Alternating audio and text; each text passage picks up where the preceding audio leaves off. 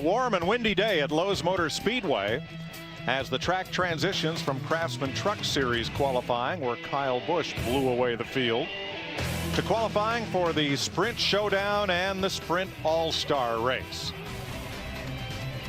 About 78 degrees, and now the winds have abated somewhat down to about 13 miles an hour.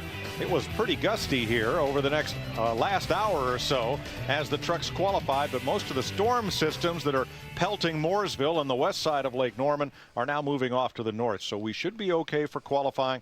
Let's first talk about the Sprint Showdown, Darrell, and these cars will have a traditional qualifying pass for their lineup positions in the Showdown to try to race their way into the All-Star race. Yeah, I mean, this is just normal qualifying for those guys. They get 2 laps. The only difference, the thing is, they're on an impound. And so when they get through qualifying, they're done for the night. They can go cover their cars up, and they don't race till tomorrow night. But, yeah, it's 2 different formats. These guys go first. They get their two-lap tradition. Then we get the 3-lap with a pit stop in the next go-around. So, interesting night of qualifying. For the All-Star race, the driver's role in this 3-lap qualifying with a pit stop. Yeah, the driver can. Everybody can mess this deal up. It just kind of spreads around, you know. The driver can mess up getting on pit road, get a speeding penalty getting on pit road because you got to be at pit road speed when you get to the commitment line, and then the driver's got to get that thing out of the pit box and back out onto the racetrack without spinning the wheels off of it. So that's the driver's responsibility. And oh, by the way, hold your foot on the brake while we're doing the pit stop too. Get it in your box where the team wants it. So a lot of driver responsibility here, but then the crew gets to play a little bit of the game too. Sure, because qualifying for the All-Star race is a true team effort. It really is. It's 3 laps, and at the end of the lap 2, you have the option lap 1 or lap 2. He's going to come to pit road, and 7 guys are going to go across that wall. No fuel will be dumped, but you have to change 4 tires. So talk about speeding on pit road by the driver. You got to make sure as a crew, as a tire changer, that all those lug nuts are fairly tight. They're not going to check the torque, but they're going to make sure that the lug nut is at least in contact with the wheel. But spinning back down to the Showdown qualifying, 2-lap qualifying, the best of 2 laps. And I think what makes it so important, this is only a 40-lap race. So starting up front, I think, will be a premium. We know you're going to get a caution at the end of lap 20 to make adjustments, but I just think starting up front is going to be a premium for that race. All right, let's go downstairs to Dick Berggren. With Brian Vickers. So do you run wide open in this deal, or do you try to be a little bit more conservative and be sure that you're going to have a car that's whole for the race tomorrow night? Well, that's a tough one. I mean, you gotta qualify good here, and these cars are a handful going on here. There's no doubt about that. But you know, this Red Bull crew gave me a good car. You know, we're a little tight in the center, but I think we'll be decent. As far as tomorrow night, you got to go hard. It's a short race, and winner take all. But you know, you can't win it if you're not there at the end. So it's going to be a combination of patience and aggressiveness. Going to be fun to watch. Let's go to Matt Yoakum. The clouds are moving in, but it could be the perfect storm for Elliott Sadler. He backed up how strong they were here in testing, P1 in practice, and you've got a mid-draw for qualifying. How high is the optimism, Elliott? It's good, and we needed this as a team coming off Darlington. So my Stanley Dodge drove good today in race trim. It was great here at the test, and we think we got a good qualifying draw, and we're just trying to get some momentum going. So exciting weekend. I love being here at Lowe's Motor Speedway for the All-Star race. You know, a lot of our sponsors and partners and stuff are here. Should be a great, fun event for a lot of fans, and I just hope we're in the big show. We're going to try to race our way in. Hopefully we can do that. He's hoping to race in, not have to rely on the vote. The last time he was in, Mike Joy, was 3 years ago. He almost won it, finishing 2nd. Thanks, Matt. We're getting set for qualifying for the Sprint Showdown. Front row Joe Nemechek will be the first driver on the clocks.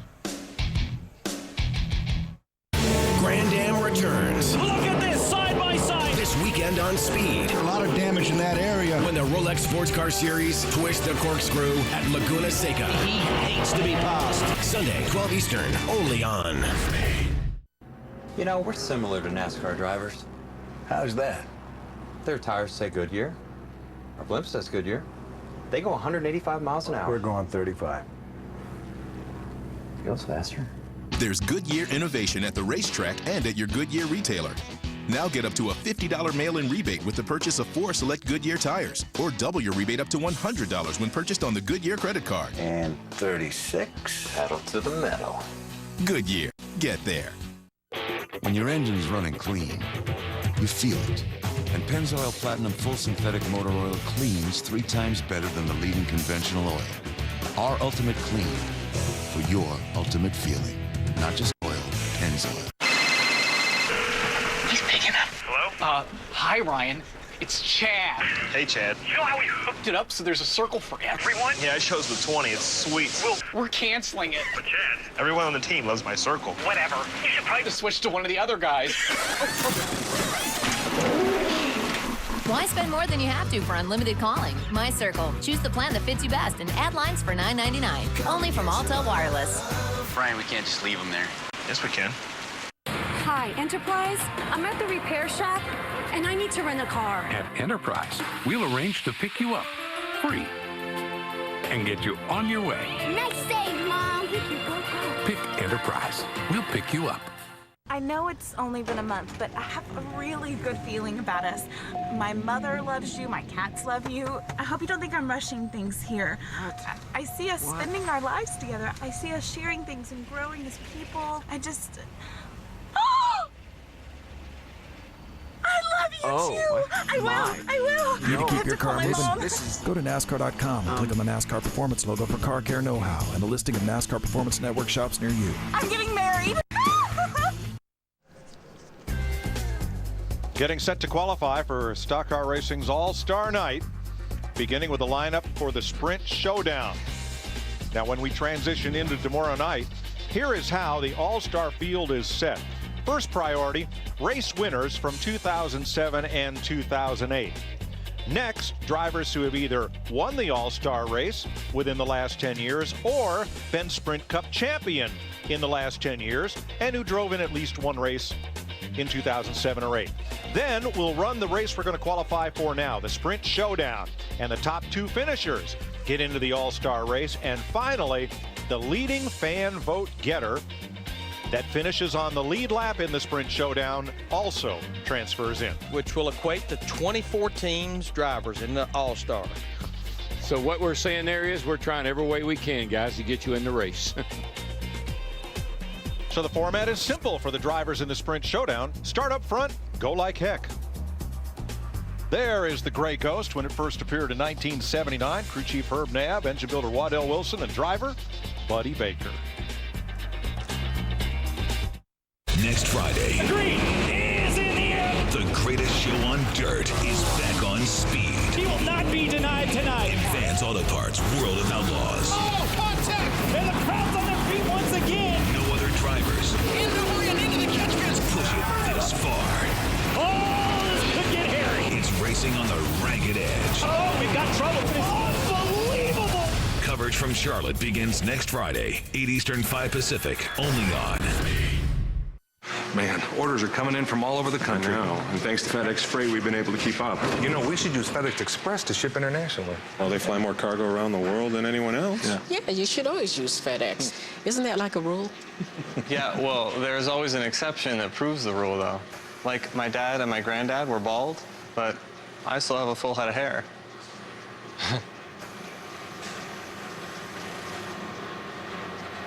FedEx, serving over 220 countries and territories.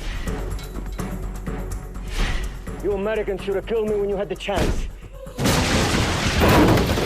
You better pray I get to him in time. Jason, you're on your own.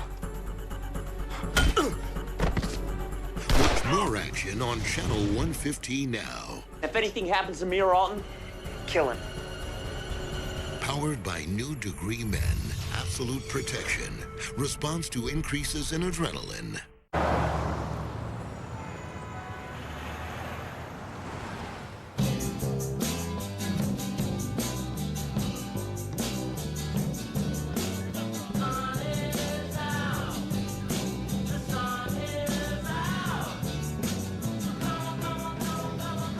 Introducing the crossover that's ready for anything.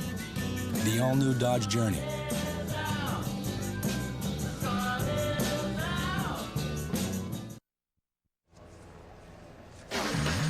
Speed's presentation of Sprint All-Star Qualifying brought to you by Bass Pro Shops. Your adventure starts here. By Ironman, become a one-man army as the unstoppable Ironman. And by Sprint. For more Sprint Cup Series info, go to sprint.com/speed. Speed is beautiful.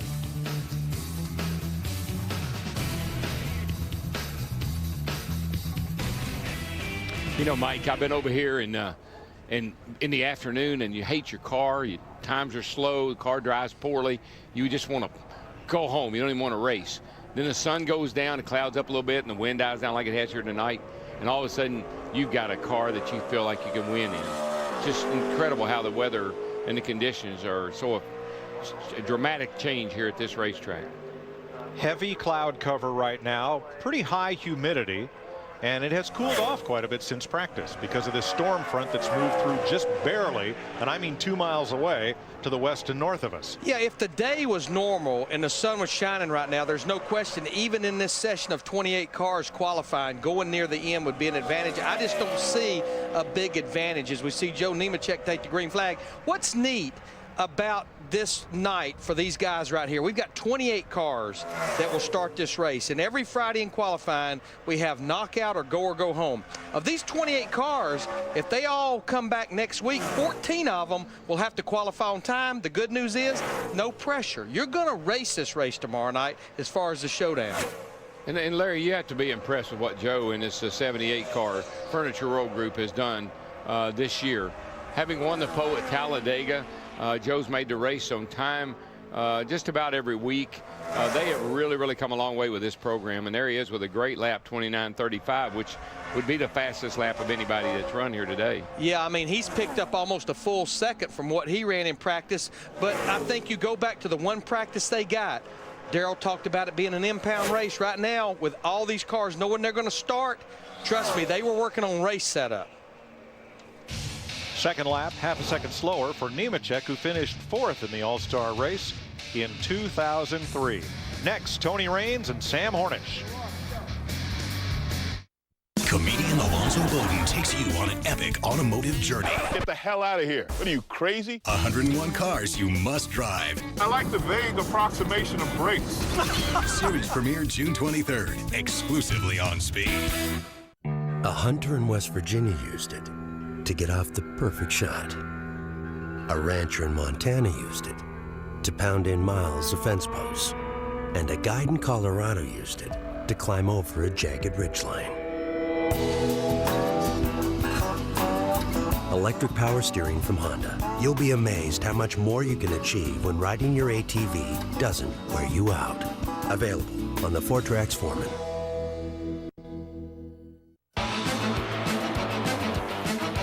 Traffic ahead.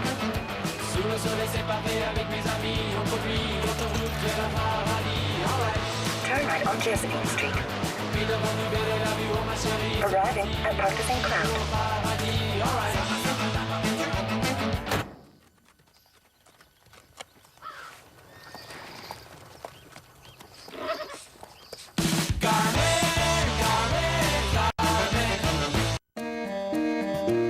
It's time to go outside and grill.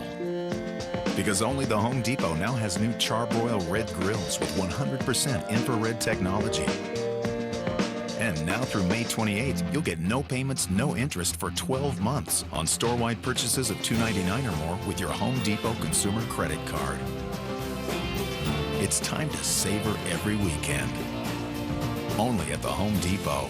You can do it, we can help. Trucks weren't made to look pretty. Trucks aren't designed to be fashionable. Trucks are made to take a beating, to wear their dents and scratches like a badge of honor, and to get the job done at all costs, no matter how tough. These are our trucks, and this is our racing.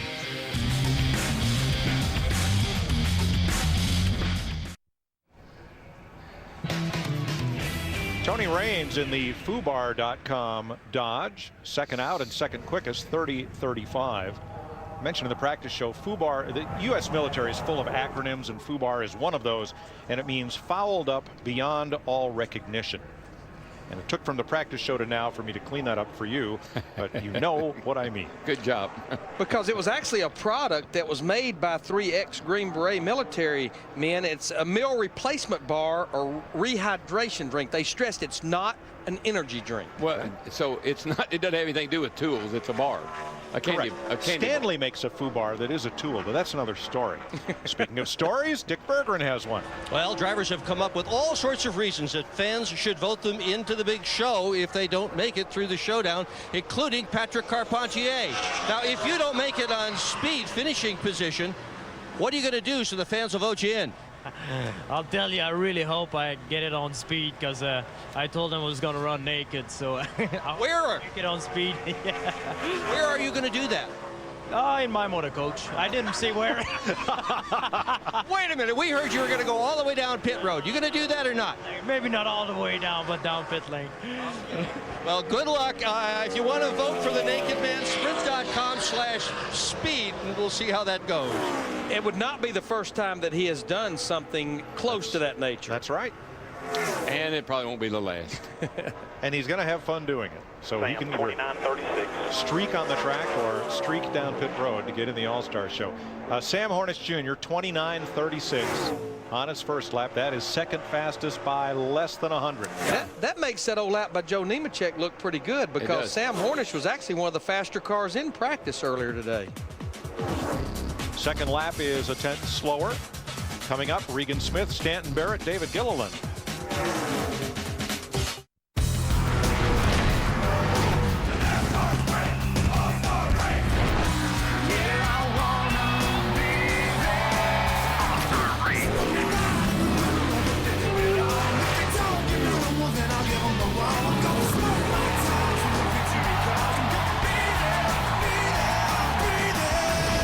The NASCAR Spread All-Star Race, Saturday, 7 Eastern.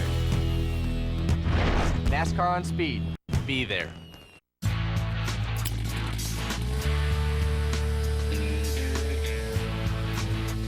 To master the great outdoors, the pros choose Husqvarna for exceptional power and performance, precision, and amazing control. Master your great outdoors with the same power and performance demanded by the pros. Husqvarna, professionally proven outdoor power equipment. Visit masteryourgreatoutdoors.com to learn more. NASCAR Hot Pass, only on DirecTV, puts you behind the wheel. Select any featured driver to get dedicated video feeds, real-time stats, and live team audio. You think the night's gonna pick? He has to. Only NASCAR Hot Pass lets you experience all the heart-stopping action from the best seat in the house. This season, don't just watch NASCAR, bring it home. NASCAR Hot Pass, exclusively on DirecTV. Now available in high definition. Television's gone through some big changes. The transition from black and white to color. From small screens to giant screens. From cable to satellite. Now, by law, local broadcasters must transition from analog to digital. So how will this affect me? It won't. DirecTV customers have always enjoyed 100% digital picture. So I don't have to do a thing. Feels good to be ahead of the curve. Relax. You've got 100% digital DirecTV.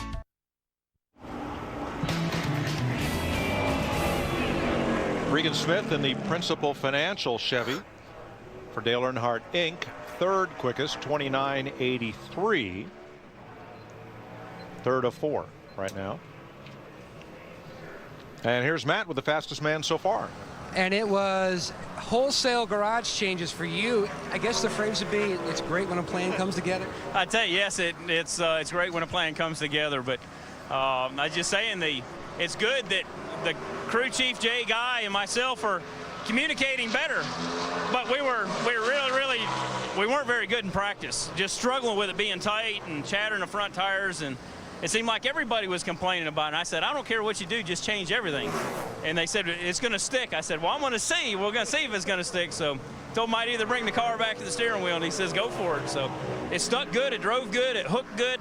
So I think it's actually going to race pretty good. You know, we're getting better at our changes, and that's what teamwork's all about. Gotta go, Joe. Still P1.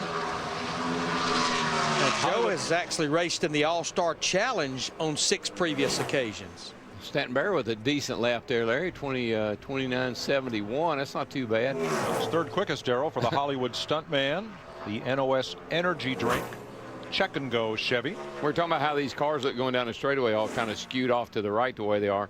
If that had been me and Hammond, I'd have said I ain't driving it. And he said, but it's fast. And I'd say, yeah, but it don't look right. And I ain't driving it. That is a good lap for Stanton, though. He beat Regan Smith and Tony Raines. David Gilliland next, then always exciting, Robbie Gordon. It's all you can get from start to finish. A lot of good hard racing, a lot of good side-by-side racing. The NASCAR Craftsman Truck Series. Live coverage from Charlotte begins tonight, 7:30 Eastern, only on Speed. NASCAR on Speed. Be there. NASCAR All-Star Week continues, and the coverage keeps getting bigger until Speed drops the green flag on the NASCAR Sprint All-Star Race. Coverage continues tomorrow, 8 a.m. Eastern. NASCAR on Speed. Be there. Grand Am returns. Look at this, side by side. This weekend on Speed. A lot of damage in that area. When the Rolex Sports Car Series twists the corkscrew at Laguna Seca. He hates to be passed. Sunday, 12 Eastern, only on Speed. This Memorial Day, race fans everywhere will salute the troops. Participating race teams will run Salute the Troops cars that will carry this special insignia. It's the insignia that represents a soldier's commitment. Salute the troops and get my Memorial Day diecast at GoRacing.com.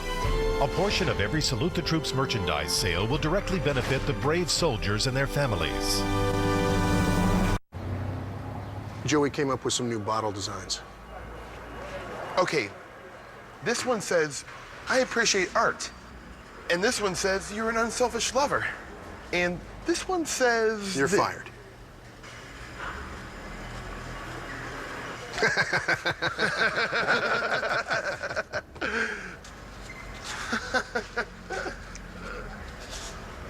In a world gone soft, someone's got to be hard. Mike's Hard Lemonade.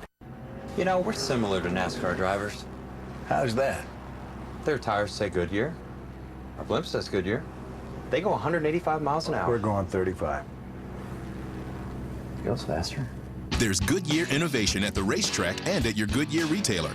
Now get up to a $50 mail-in rebate with the purchase of 4 select Goodyear tires, or double your rebate up to $100 when purchased on the Goodyear credit card. And 36. Pedal to the metal. Goodyear. Get there. This is David Gilliland in the freecreditreport.com Ford from Yates Racing. See the pirate hat on the hood. Darrell, please don't sing the song. Should have gone to freecreditreport.com. I never should have started. David, 29.65, third quickest. And that came on lap 2. Like an atom bomb. One of the first drivers to pick up, but he was all the way at the top of the racetrack on lap 1. I like that guy in that commercial. I said please. Yeah, he's funny. I like it when, he's in his little car with his posse. Robbie Gordon in the Jim Beam Dodge. They had a big campaign to vote Robbie in to the All-Star race, and one driver will be the beneficiary of the fan vote, which closes tomorrow evening. He may not need it. Look at him go. Yeah, I'm not surprised at this, because right at the end of that practice, they only got to one practice. He jumped up to second quickest right behind Elliott Sadler. Didn't he? He had a pretty good test over, didn't he? Didn't he and his new crew chief kind of their first outing together where they could do some things? He was real happy with it, real pleased. I talked to him at Darlington, and this looks like this will go to the top of the charts, just barely, but it's enough. 29.34. He beats Joe Nemechek by 1.5 hundredths of a second, or 15 thousandths if you're playing along at home on your calculator. Smoked him off. Robbie said, that's all I got, boys. Tell you one right now, 29.34.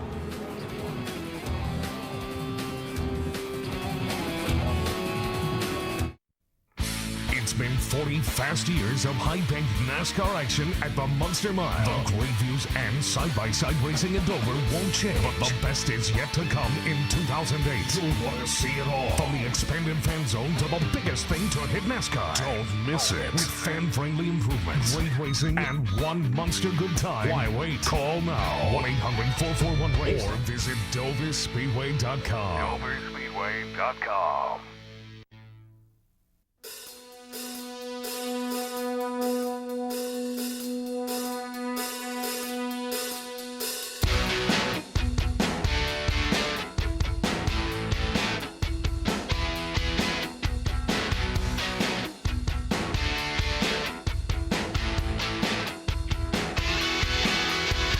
Yes, you can. In your garage with Duplicolor. Go to Duplicolor's online garage and learn how. Ready? Yeah, let's go. Las queremos un otro jogo. Say one more time. Las queremos un otro jogo. Las queremos. Introducing the all-new Dodge Journey, the crossover with the best fuel economy in its class. Hey! Nas queremos un otro jogo. Vamos lá. What'd she say? Get your stuff. Have a structured settlement or annuity? J.G. Wentworth says it's your money, use it when you need it. He's right. It's my money and I need it now. It's my money and I need it now. It's my money and I need it now. It's my money and I need it now. If you have a structured settlement and need cash now, call J.G. Wentworth for a free appraisal. There's no obligation. It's your money. Use it when you need it. Call 866-792-1209. Dave Blaney in the Cat Toyota started third and finished fourth in last year's showdown. Right now, he's knocked Joe Nemechek off the front row. His 29.355 to Robbie Gordon's fastest 29.344, just 100th of a second off. Heck, 2 100ths right now separate the top four.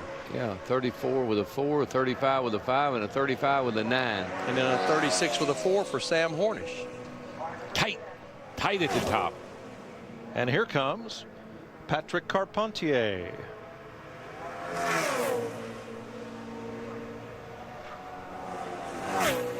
Guarantee you one thing, he's zipping down that back straightaway. And you know, Mike, I have to believe we were talking about the go or go homers, that with qualifying in these conditions, boy, he was way up the racetrack. Oh, he's gone. Hang on to her, buddy. He kept it off the wall. He did. Yes. Nice job. Keep going. If everything's all right, just keep going. If not, just bring it in. No, you need to bring it in. You got flat tires on that thing. Where is that guy at telling him McGiffin keep going? Man, get it back in the garage. Yeah, you got Kyle flat tires.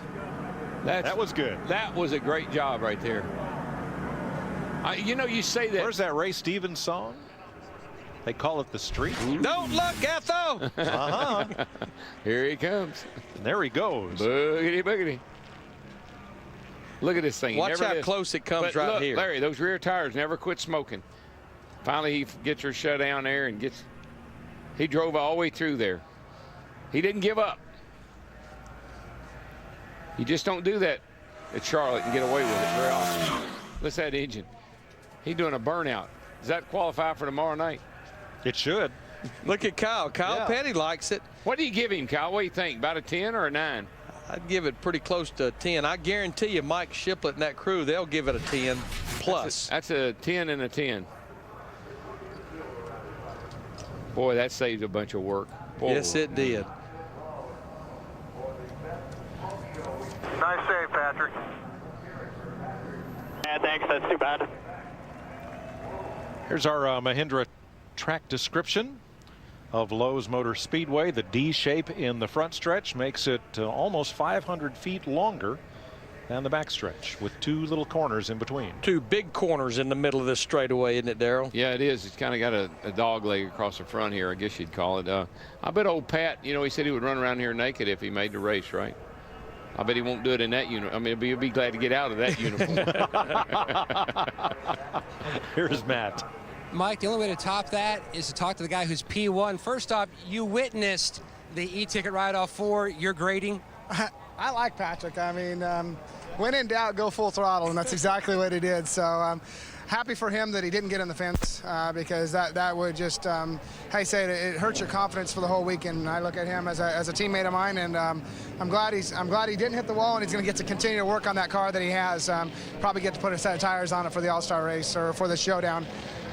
You know, our car was good. You know, I'm going to say this, and it's probably why we're fast, but I underdrove it. There was more on the table. So I'm real happy with the run so far. All the guys have been working really hard on the Jim Beam car, and can't say enough about my sponsor, Jim Beam, going out there and trying to get me voted in like they're doing.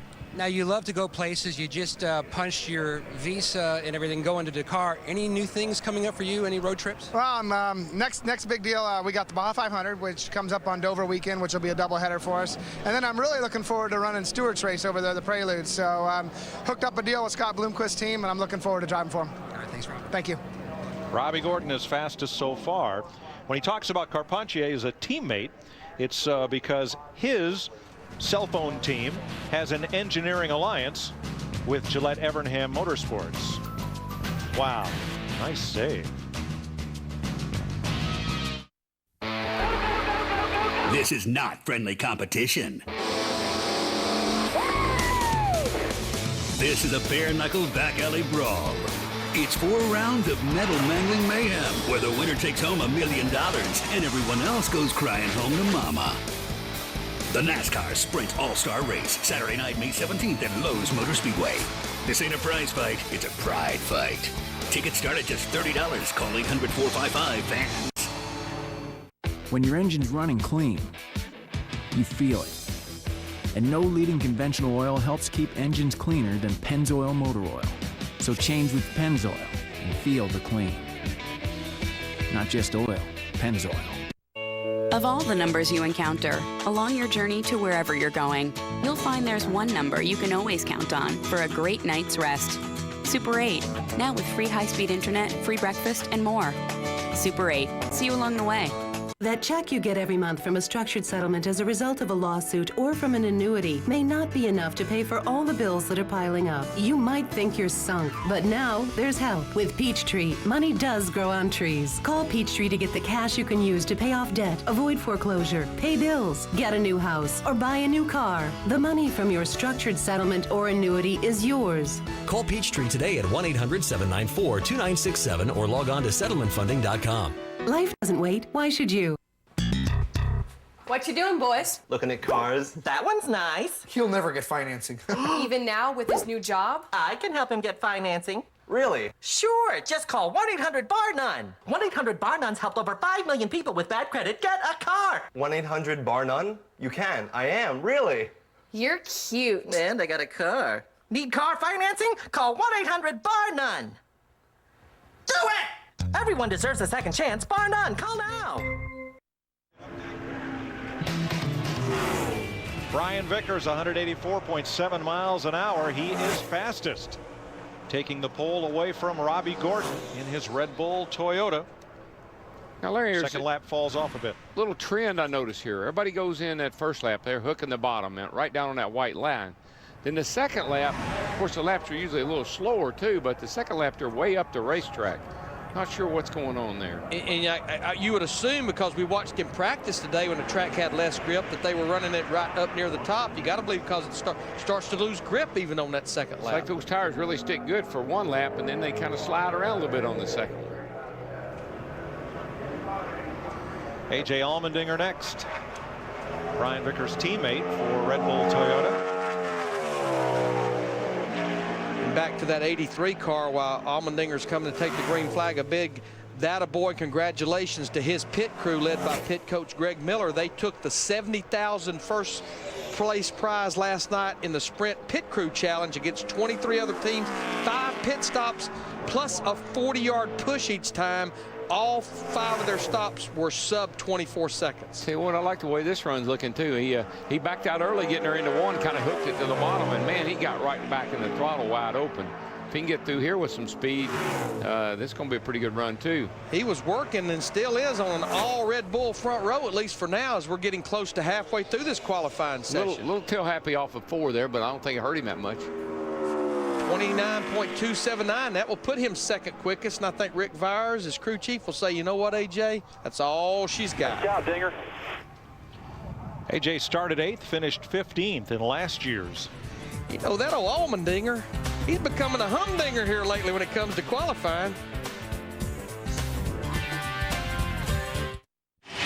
In just one day, the NASCAR Sprint All-Star Race is only on Speed. NASCAR on Speed. Be there. American Le Mans Series returns to Speed Sunday. and take your turn in the driver's seat with Speed Onboard Pass. Presented by Acura. Don't miss ALMS from Salt Lake City. Live Sunday, 3 Eastern, only on Speed. Next Friday, Green is in the air. the greatest show on dirt is back on Speed. Advance Auto Parts, World of Outlaws. Oh, this could get hairy. Coverage from Charlotte begins next Friday, 8 Eastern, only on Speed.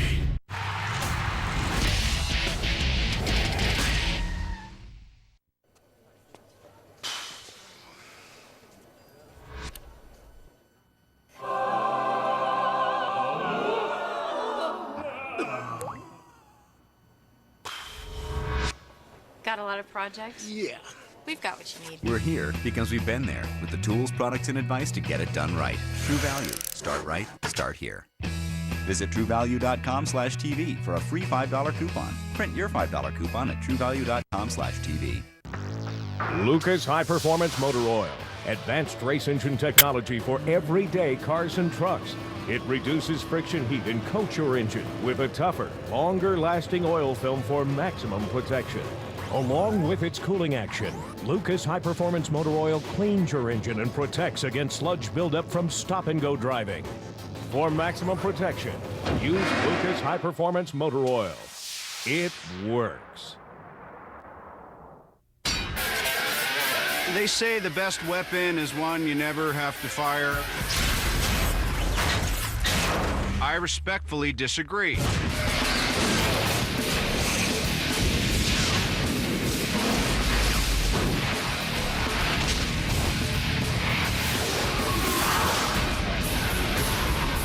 Iron Man, the official video game. Rated T for teen. Available now. Good luck keeping on. Carl Long in the Romeo Guest Construction Dodge. Clicks off a lap at 31.809. His second lap was the faster of the two, and he sits 11th of 12 right now. Michael Waltrip, one of only two drivers to win the All-Star race after transferring from the Showdown. He has called me and texted me and emailed me for 2 days about, be sure and tell everybody to vote for Mikey. Vote for Mikey. Get me in that race. So, bro, I'm doing my part. You're going to have to do the rest. What have we always said? You do a little, we'll do the rest, right? Right. He and Ryan Newman were the two drivers to transfer from the Showdown and go on and win the All-Star race. Michael did it in 1996, Ryan Newman in 2002. That was Ryan's rookie season. I think Mikey says one and done. That's all I'm mess with this thing. Oh, man. He wasn't very happy with that car. That was way better. I just couldn't. I didn't have any confidence. 29.49, seventh fastest for Michael. Brian Vickers now fastest. Matt's with him. Team Red Bull on the front row. And by the way, before we get, your team won the pit crew thing last night. Yes, they did. Glad you pointed that out. They did an awesome job. They had the worst lane all night. I keep bringing it up. This is like drag racing. You have to pick the good lane and the bad lane. Absolutely. It was the way the cars were positioned. I keep bringing it up, but you know what? They've not complained about it one time, and I'm so proud of them. But I want to throw it out there for them. But they did an awesome job, stayed focused all night. You know, so far, so good. You know, I don't know if it'll hold up or not. I hope so. It's only getting cooler. That's not going to help us any, but I'm really proud of this Red Bull crew so far. Thanks, Brian. Thank you. Now, if Vickers was already qualified for the All-Star race, his team would have the first choice of pit stalls. But that drawing has taken place among the teams already qualified, and they pick their pits in the order that they finished the pit crew challenge. So it will go to the team that they went up against in the finals. It'll be Mike Ford, the 11 car with Denny Hamlin. Jeff Green is on track for his qualifying run. Did not get a lot of practice in this 34 car. Jeff attempted to qualify this car at Darlington. This is a car that John Andretti has been in most of the year, actually qualified for the Daytona 500. But John, somewhat in the final hour, did put a deal together, and he's going to attempt to try to get in the field for the Indianapolis 500 tomorrow during qualifying. What would Indy be without a couple of Andrettis? Exactly. In this case, Marco and John. And of course, Mario and Michael sitting on the pit boxes. And, yeah, the Andrettis are definitely a fixture at Indianapolis, along with my hero and a lot of the old guys, A.J. Foyt. He's in there plugging away. Jeff Green, 30-36. That's going to be 12th fastest. Green started 15th and finished 12th in last year's Showdown. 1 day to go. But you knew that. The NASCAR All-Star Sprint All-Star Race is right here on Speed for $1 million in cash. Tomorrow night, coverage begins 4 p.m. Eastern, 1 o'clock Pacific. They'll be watching us at Irwindale Speedway in California and a host of other places. We'll have a couple of live remotes. Don't adjust your set. The plane's flying the other way. Not the wrong way. It's not flying backwards. The other way. Banners only printed on one side, folks. We do have a budget. And, you know, Mike, you were talking about only one more day. The way I look at it, it's 366 days till the next All-Star race. Till the 25th annual. We're going to start hearing that very soon, I'm sure. Bill Elliott has been in 18 All-Star races. Last time he was in the main event was 2003. He won it in 1986, and he's a 5-time pole sitter for the All-Star race. When he won that race in 1986, it's the one time we ventured away from Lowe's Motor Speedway. We went to Atlanta Motor Speedway, and he didn't win it. He absolutely wore us out down there that day. I mean, there wasn't that many of us at the time that were in All-Star race, and we were all saying, man, why are we going there? It'll be like a benefit race. And it was on Mother's Day weekend. And, you know, that wasn't a good idea. And we knew Bill, I mean, he dominated. He owned Atlanta Speedway. He lapped the field. Absolutely. What happened was Dale Earnhardt led 1 lap. Bill Elliott led all the other 82 and won it and sent the All-Star race straight back here to Lowe's Motor Speedway the next year. Well, his lap is 10th quickest to 29.77, driving for the Wood brothers in the U.S. Air Force Ford. Awesome Bill from Dawsonville, the old pool hall. There's what was that fellow's name? Gordon Perkle. Perkle. I think so. And he'd go, what, ring the bell. Ring the bell at the firehouse. Yeah. And every year Ken Squire would tell that story. Gordon ran the pool hall, but he'd run over to the firehouse and ring the bell if Bill won the race, which he did quite often in those days. They wore that thing out in '85, I can tell you. Elliott Sadler up near the top of the fan voting so far, and up near on the top of the speed chart in practice here. Let's see what he can do with the Stanley Tools Dodge. Well, he took it in high, wide, and handsome there, I might say. Yeah, he almost needed that foobar down in turn 1. It's almost as if the car just didn't want to go down into turn 1. I don't know. Maybe he thinks this is the hot tip. I'll tell you what, she was looking pretty good there to the middle of turn 3 and 4. Let's see if he eased that thing down in there and he can get back to the throttle. It's coming. Oh, yeah. It's exactly what he did. He made sure he didn't overcharge and overdrive the entrance to turn 3, and it paid off 29.18. Elliott Sadler goes to the pole. And casts his vote for car number 19. Sadler, his fastest. Grand Am returns. Look at this, side by side. This weekend on Speed. A lot of damage in that area. When the Rolex Sports Car Series twist the corkscrew at Laguna Seca. He hates to be passed. Sunday, 12 Eastern, only on. We can explain how we use NanoXL to make our hulls and decks 25% lighter. We can explain the massive torque generated by a 1.8-liter supercharged engine. And we can describe how an electronic throttle and cruise assist help you set the perfect cruising speed. We can explain every detail of the most advanced wave runner ever built, but it's impossible to describe the feeling you get when you're on it. The new FX Cruiser SHO from Yamaha.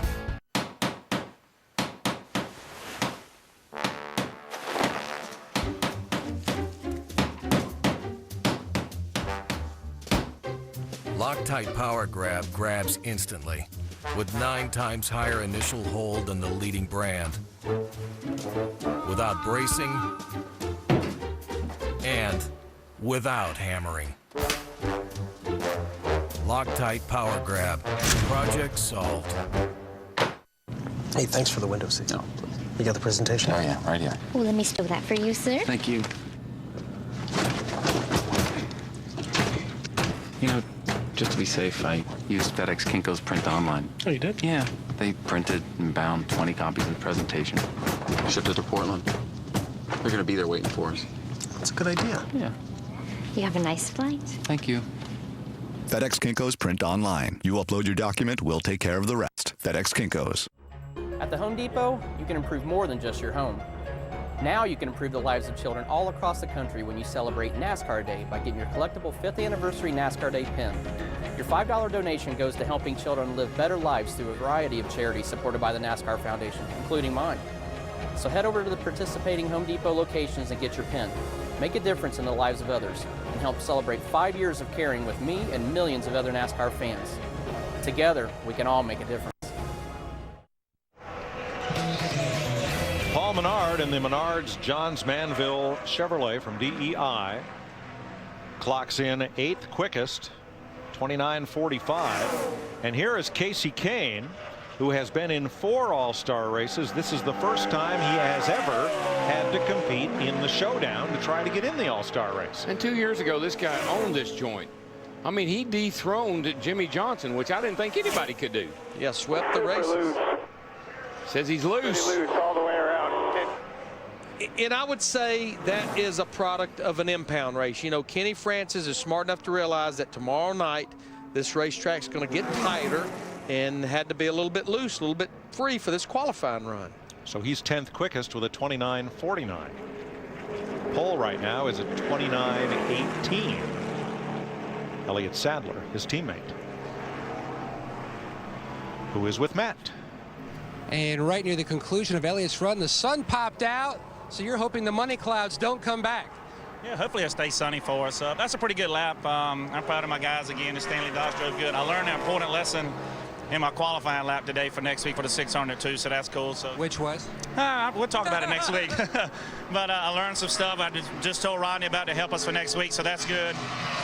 Just having fun. It's cool to be this fast. I love being here at Lowe's Motor Speedway, one of my favorite tracks, and just it's a fun weekend. So hopefully we can hold on to the pole or somewhere in the front row and go race like heck tomorrow night. So should have a lot of fun.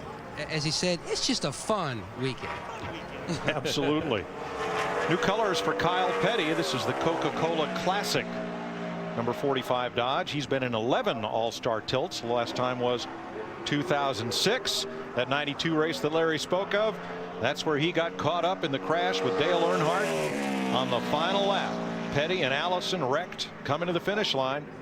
It was big. Kyle finished second. Kyle's 14th now, 29.82. You know, I know the whole time we talk about the All-Star race, we talk about how much it pays to win the All-Star Challenge, which is minimum of $1 million. But when you think about it, this Showdown tomorrow night, it's 40 laps, and the winner will make over $50,000 for winning that race. He's going to transfer into the All-Star Challenge. It pays a minimum of about $65,000 to start, so you're going to make over $100,000. And if you look at like Johnny Sauter last year, who transferred and finished 6th, he made almost $150,000 for those 2 races. So that's the other part of it. It's a good fan event. It's good for the fans. But there's some money out there for these guys to take home, too. They don't come over here and it's all rest and no reward. Well, if there was a trophy for most improved driver, David Reagan's name would already be on it, I think, for 2008, the AAA Ford Fusion from Roush Fenway. And look at the tracker and look at David Reagan. Whoop. Didn't get off turn 2 that great, and it kind of hurt him on the back straightaway. Let's see if he can make it up. But yeah, last 3 races, 2 top 5 finishes, including finishing 5th at Darlington. The car's tight off the corner. That's where it's hurting him. He was tight off of 2. Had to think it killed his speed a little bit. Same thing off of 4. A little too tight off. 29.25 for David. By far the fastest Ford. You can kind of tell that the car is tight by you saw the tracker. That was a good car for the race. Good car for the race. But you saw the tracker. When the tracker off of each corner, more than likely, once you get a car off a corner, being loose won't hurt it. It won't take speed out of it getting off the corner. What takes speed out of the corner is when you got a lot of wheel in it, kind of bogging it down. That hurts the straightaway speed or getting onto the straightaway speed. A little loose off can be fast. A little tight off can be slow. David Reagan, 3rd quickest. May 23rd, the greatest show on dirt is back on speed. The World of Outlaws Sprint Car Series. No other drivers push it this far, this hard. Racing on the ragged edge begins May 23rd, 8 p.m. Eastern, from right here in Charlotte and only on Speed. Scott Scott Riggs is a former Showdown winner. Won it back in 2006, 2 years ago. Well, one thing that I noticed on Elliott's run, remember I said, gosh, he didn't get down into turn 1 very good. I think these guys have figured out you can run a little high around this joint, and it really doesn't hurt your speed that much. Scott just went into turn 1, kind of used a high line getting in there. There must be some grip up there. It's going to be ninth quickest at a 29.377. Almost 184 miles per hour average. But yeah, it's been a long time, Darrell, since I can remember seeing cars qualify up off the bottom of this racetrack. Usually got the left tire on that white line just eating it up. Oh, come on, boy. Comedian Alonzo Bowden takes you on an epic automotive journey. Get the hell out of here. What are you, crazy? 101 cars you must drive. I like the vague approximation of brakes. Series premiere June 23rd, exclusively on Speed. You know, we're similar to NASCAR drivers. How's that? Their tires say Goodyear. Our blimp says Goodyear. They go 185 miles an hour. We're going 35. Feels faster.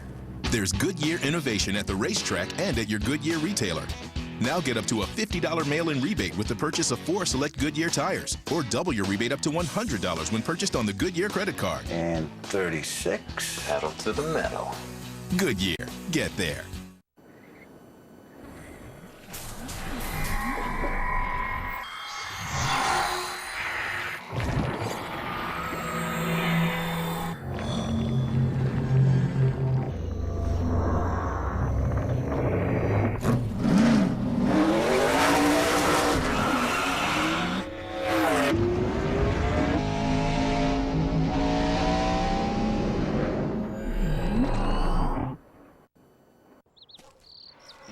NASCAR Hot Pass, only on DirecTV, puts you behind the wheel.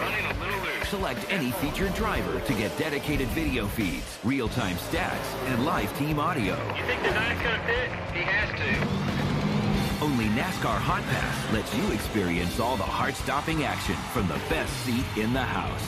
This season, don't just watch NASCAR, bring it home. NASCAR Hot Pass, exclusively on DirecTV. Now available in high definition.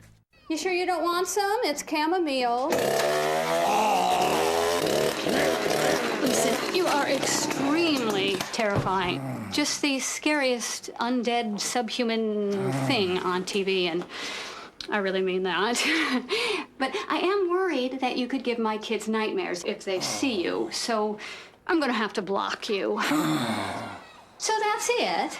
Oh, and tell the zombies they're blocked too.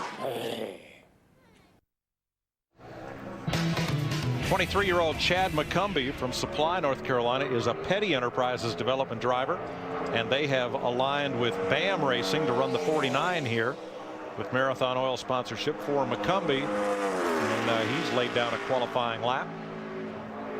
That's 14th quickest, 29.71. The thing about Chad McCumbee, his other claim to fame in the movie 3, he's the actor that played Dale Earnhardt Jr.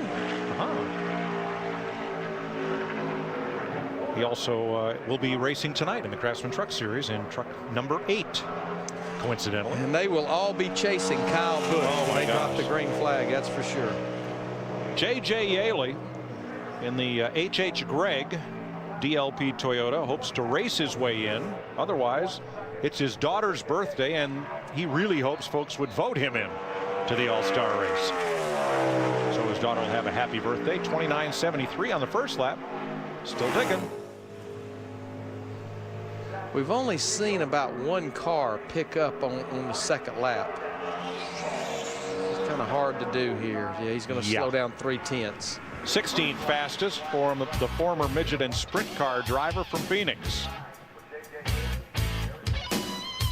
Next Friday, The green is in the air. the greatest show on dirt is back on Speed. He will not be denied tonight. Vans Auto Parts World of Outlaws. Oh, contact! And the crowd's on their feet once again. No other drivers Into the ring, into the catch fence. push it this far.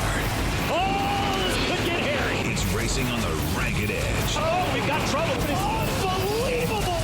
Coverage from Charlotte begins next Friday, 8 Eastern, 5 Pacific, only on traffic ahead.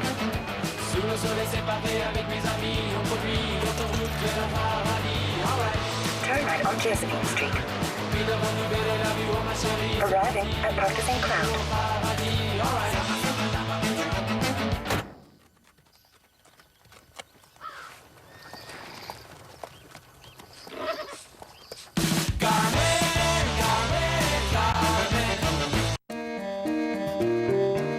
It's time to invite style outside.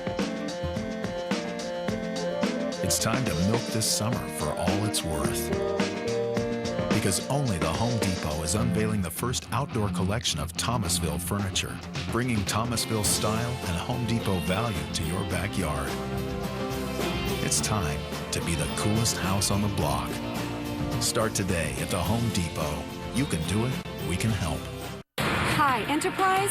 I'm at the repair shop, and I need to rent a car. At Enterprise, we'll arrange to pick you up free and get you on your way. Nice save, Mom.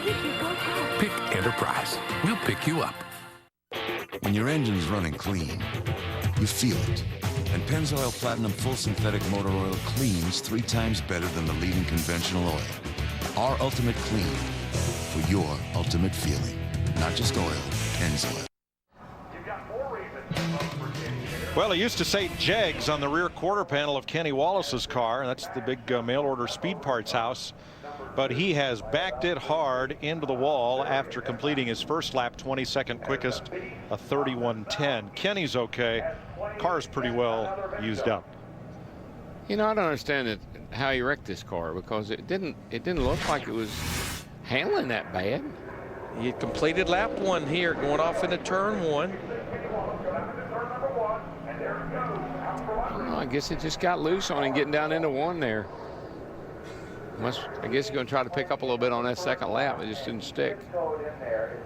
And we're not sure if this team has a backup car. Not real sure on that one.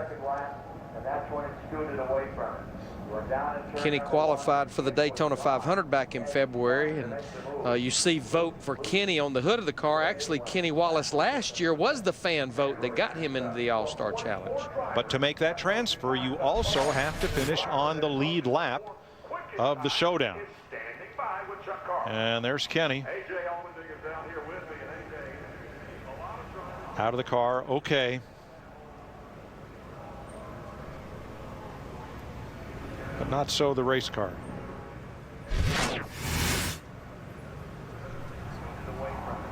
There was Kenny climbing out. And talking with the safety folks there. Yeah, he says thank you, Thank boys. you. Joking with, oh, look at that big laugh. Thank you for being here. I have never, ever seen him down, I don't think. Thank you for being here to help me. Appreciate it.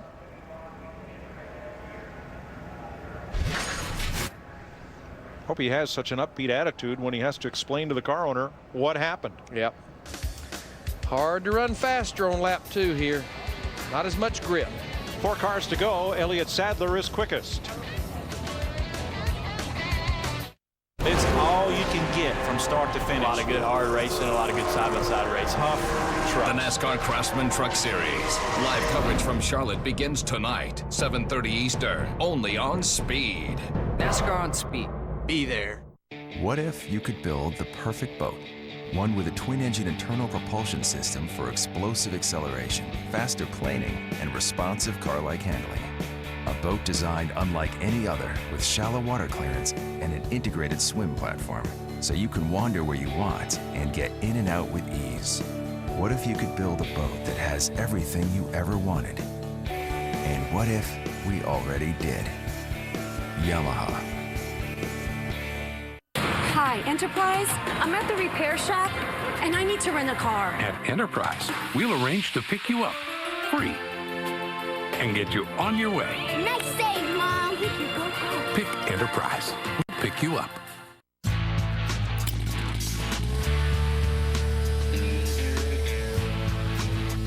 To master the great outdoors, the pros choose Husqvarna for exceptional power and performance, precision, and amazing control. Master your great outdoors with the same power and performance demanded by the pros. Husqvarna, professionally proven outdoor power equipment. Visit masteryourgreatoutdoors.com to learn more. Of all the numbers you encounter along your journey to wherever you're going, you'll find there's one number you can always count on for a great night's rest. Super 8, now with free high-speed internet, free breakfast, and more. Super 8, see you along the way. You might not have been around when he started winning races. You can't go back and follow his first championship season.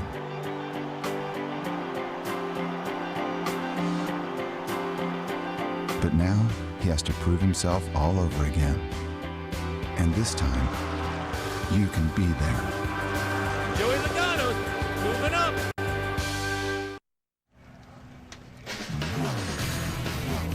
Speed coverage of Sprint All-Star Qualifying is brought to you by MSD Ignition, your exclusive source for performance electronics.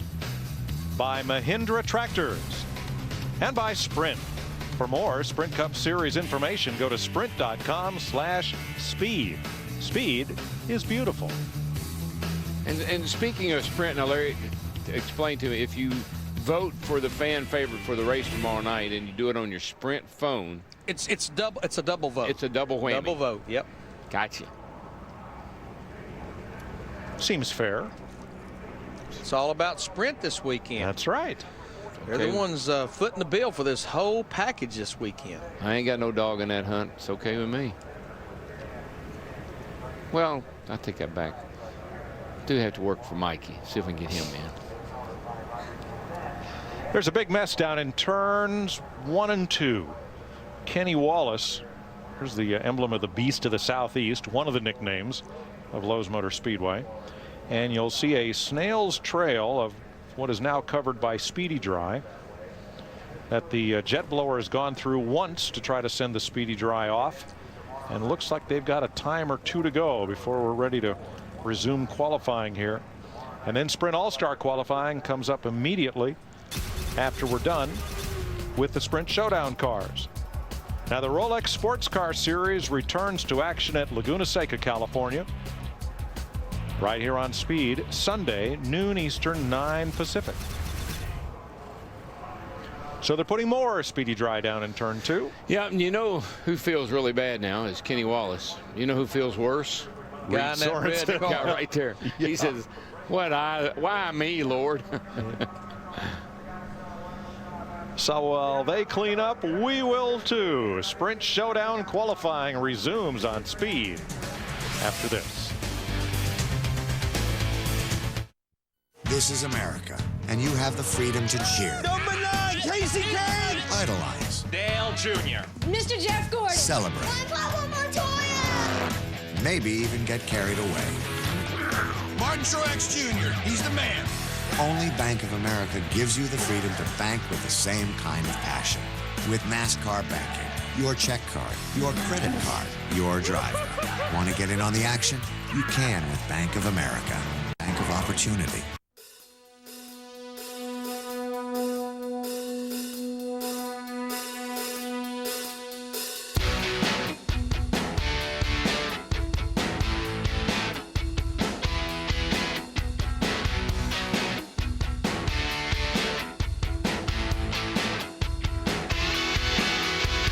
Yes, you can. In your garage with Duplicolor.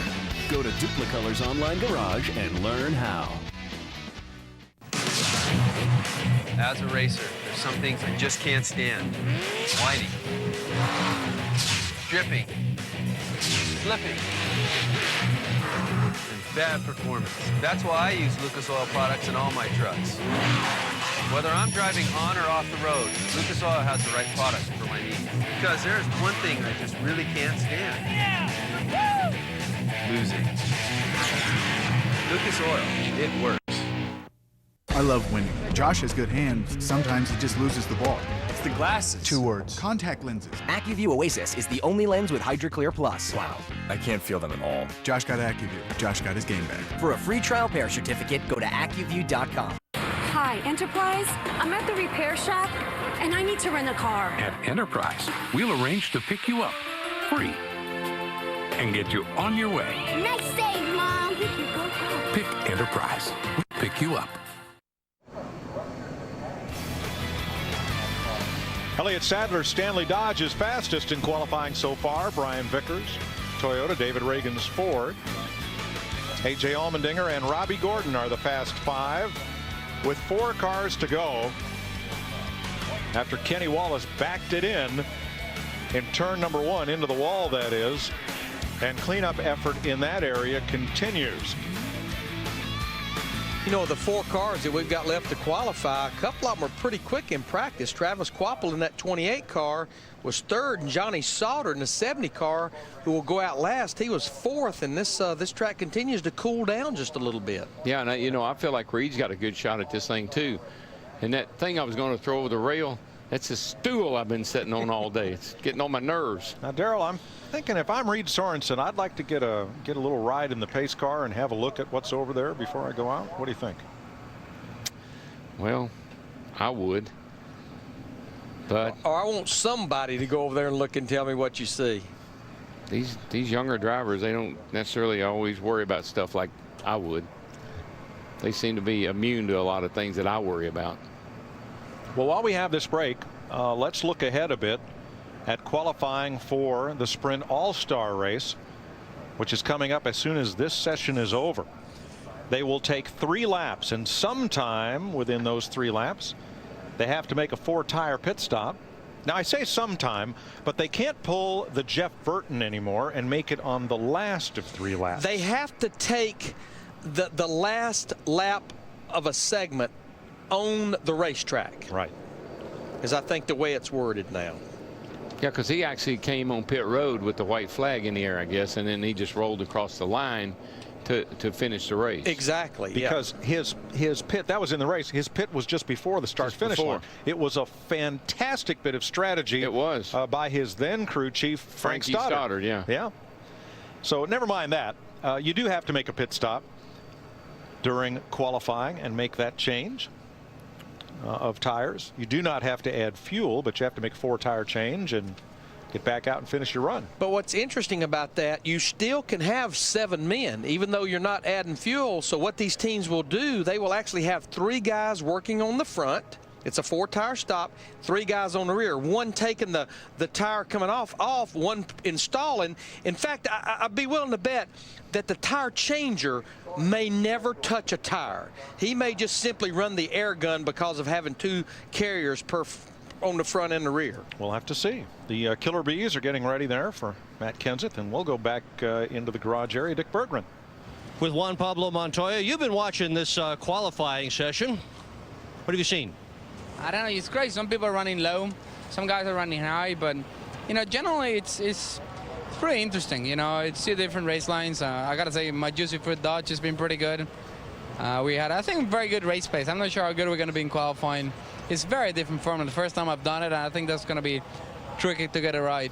Have you got a comfort level yet with going in with the speed limit and then just slam on the gas and roar out as fast as you can go? Yeah, and there's always a trick. Do you want to, you know, go to the asphalt, go stay a little bit on the concrete? It's always, you know, what do? You know, it's always a bit of a guessing game. And I think once you do it properly and you see what everybody else is doing, you're going to, you know, pick it up. Yeah, he's picked everything up really quickly, and no doubt he'll pick this up quickly as well. Thanks, Dick. Out in turn number 2, they've now put down a 3rd layer of speedy dry and are blowing it off up in turn 2, working things as quickly as they can. So we hope to resume qualifying very shortly. Here's what put us under the red flag, Kenny Wallace.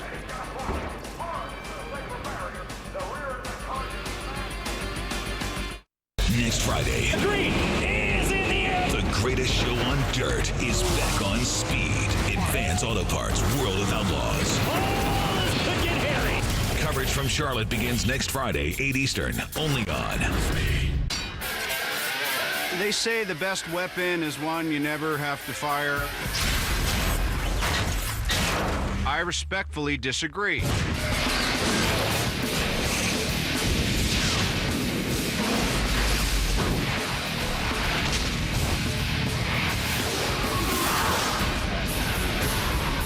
Iron Man. the official video game. Rated T for teen. Available now. Good luck keeping on. You know, we're similar to NASCAR drivers. How's that? Their tires say Goodyear. Our blimp says Goodyear. They go 185 miles an hour. We're going 35. Feels faster. There's Goodyear innovation at the racetrack and at your Goodyear retailer. Now get up to a $50 mail-in rebate with the purchase of 4 select Goodyear tires, or double your rebate up to $100 when purchased on the Goodyear credit card. And 36. Pedal to the metal. Goodyear, get there. At J.G. Wentworth, we say get cash now for your structured settlement. J.G. Wentworth? Cash now? It's your money. Use it when you need it. J.G. Wentworth is right. It's my money and I need it now. It's my money and I need it now. It's my money and I need it now. It's my money and I need it now. If you have a structured settlement and you need cash now, J.G. Wentworth can help. We'll buy all or part of your structured settlement for a lump sum cash amount so you can pay bills that have piled up as a result of an injury or an inability to work.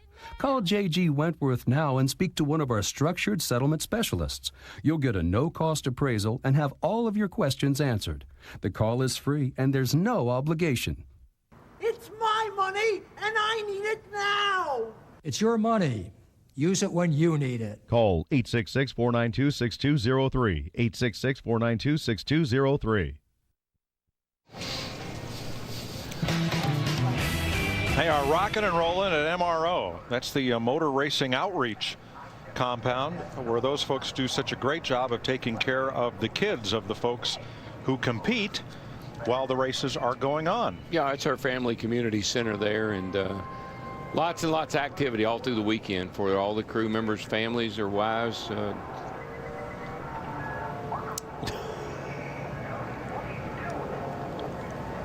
Guess it's wasp season.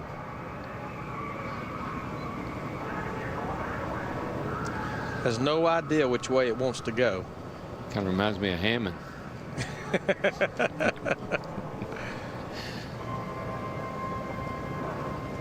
Getting the rest of the speed zorb blown off the track in turn 2. NASCAR downloads give you access to great historical moments in NASCAR history, so check out the moments legends are made of at NASCAR.com/downloads.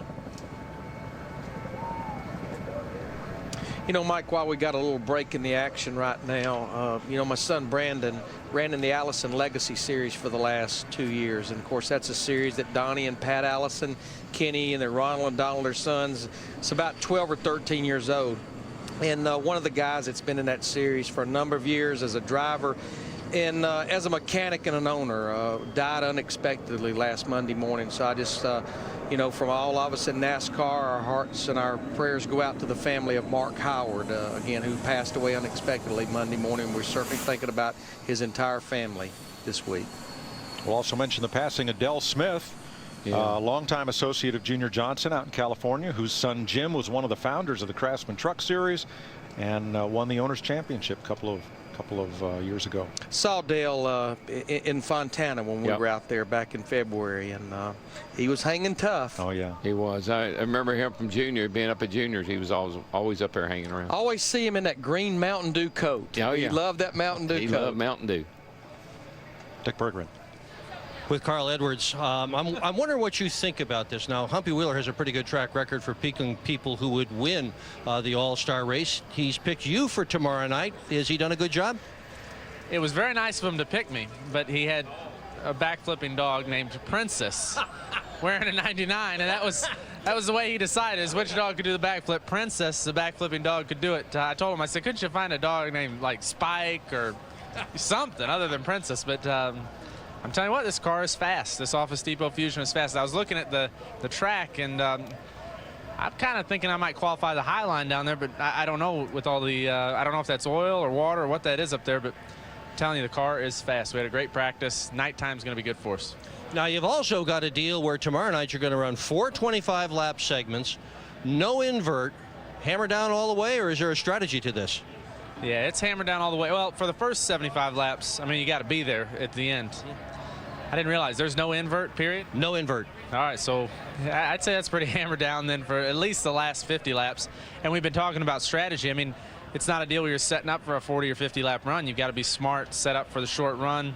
Bob's got to do the magic on the tires, and I don't know. I mean, it's the all-star event. There's no points. When the checker flag falls, it's over, so it's going to be fun. And you've also got to have a good pit crew because you're going to make at least one stop, 2 stops actually, and 1 is optional. Yeah, we've got a great pit crew. They've been working really hard. It was not so great at the beginning of the year, but they've been practicing, and we went to the All-Star Challenge the other night, the pit crew challenge. They did a pretty good job, and I know they're a little frustrated. They were a little slow on one that counted there, and they got knocked out of competition. They said they're going to make it up tomorrow night. Okay, let's go to Matt Yoakum with more on pit crews. Dick, Walt Smith knows all about going over the wall. Starting in 1983, he has done every position over the wall: jack man, tire changer, tire carrier, gas man, catch can. The only thing you haven't done is what? Catch can? Is that the only thing? Catch can is the only thing I haven't done. This is a special week for your over-the-wall guys. You're the pit crew coordinator at Dale Earnhardt Inc. You also work with Junior Motorsports. What's been the biggest nuance that you've worked with your guys for tonight? The biggest, I mean, there's really no big change. This is something that we practice every week anyway. It's a no gas stop, so we use our tire carriers, our catch can men and our gas man to actually pull the tire. The only difference is your tire changer, 20 lug nuts. If they hit 20 lug nuts, they never have to set their guns down. They flip a button, and they're gone. We do have a special surprise tonight that only you could appreciate.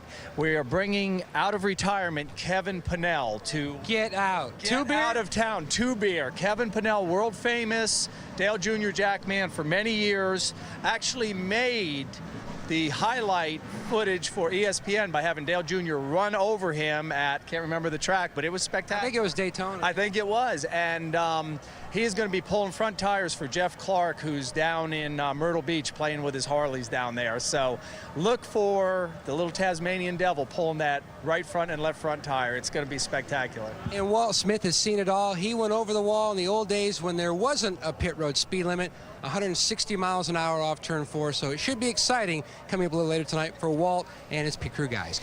And Mike, we've already given the accolades. It looks like Reed Sorensen, I think they're going to take him out there to check the racetrack. We've already mentioned the 83 Red Bull team won the overall competition, $70,000. Let's give some accolades to the individuals that won last night. We had Jackman from the 9 team, Eric Wilson. We had the rear changer and carrier, Dave Smith, Jason Binger from the 17 car. We had the front changer, Nick O'Dell, and the front carrier, Brad Donaghy from the 18 car. And then we had the gas man, Caleb Hurd, the catch man, Jamie Frady. All those guys won the individual competition last night, paid each of those guys $10,000 for their individual skills. Nice bonus for being first in class. Reed Sorensen will have a look at turn 2, and then we'll resume qualifying. Business, the stock market. Financial markets. Investors flock to commodities.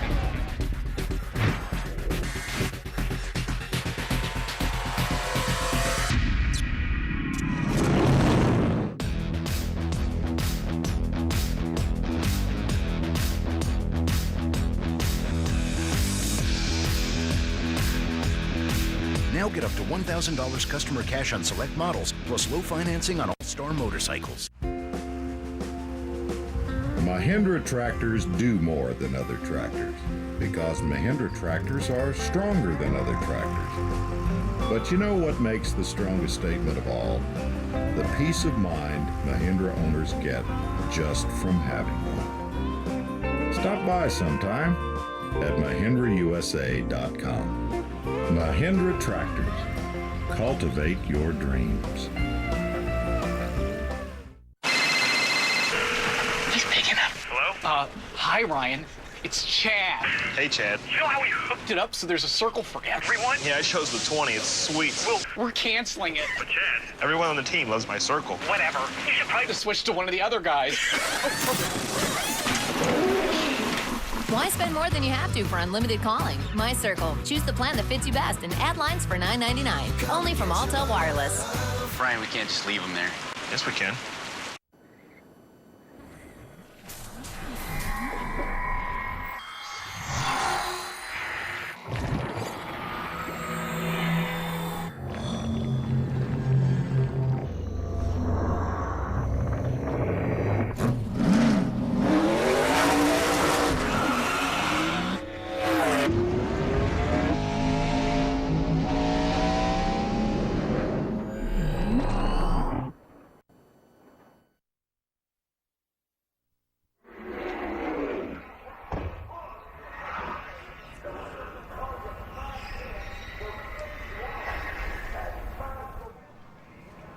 You know, the nose of that car did not take so much of a hit when Kenny Wallace went into the wall, but I don't see any fuel leaking from the rear where the fuel cell is, so not sure if that'd be oil or water up on the track in turn 2. I think it's probably water because it did bang the nose in pretty good. But you know what is interesting about a wreck every time you see one, particularly in the rear?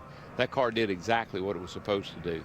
It's meant to fold up right to the back of the windshield right there. That whole back of that car is a clip that's a part of the chassis, and it's meant to fold under like that.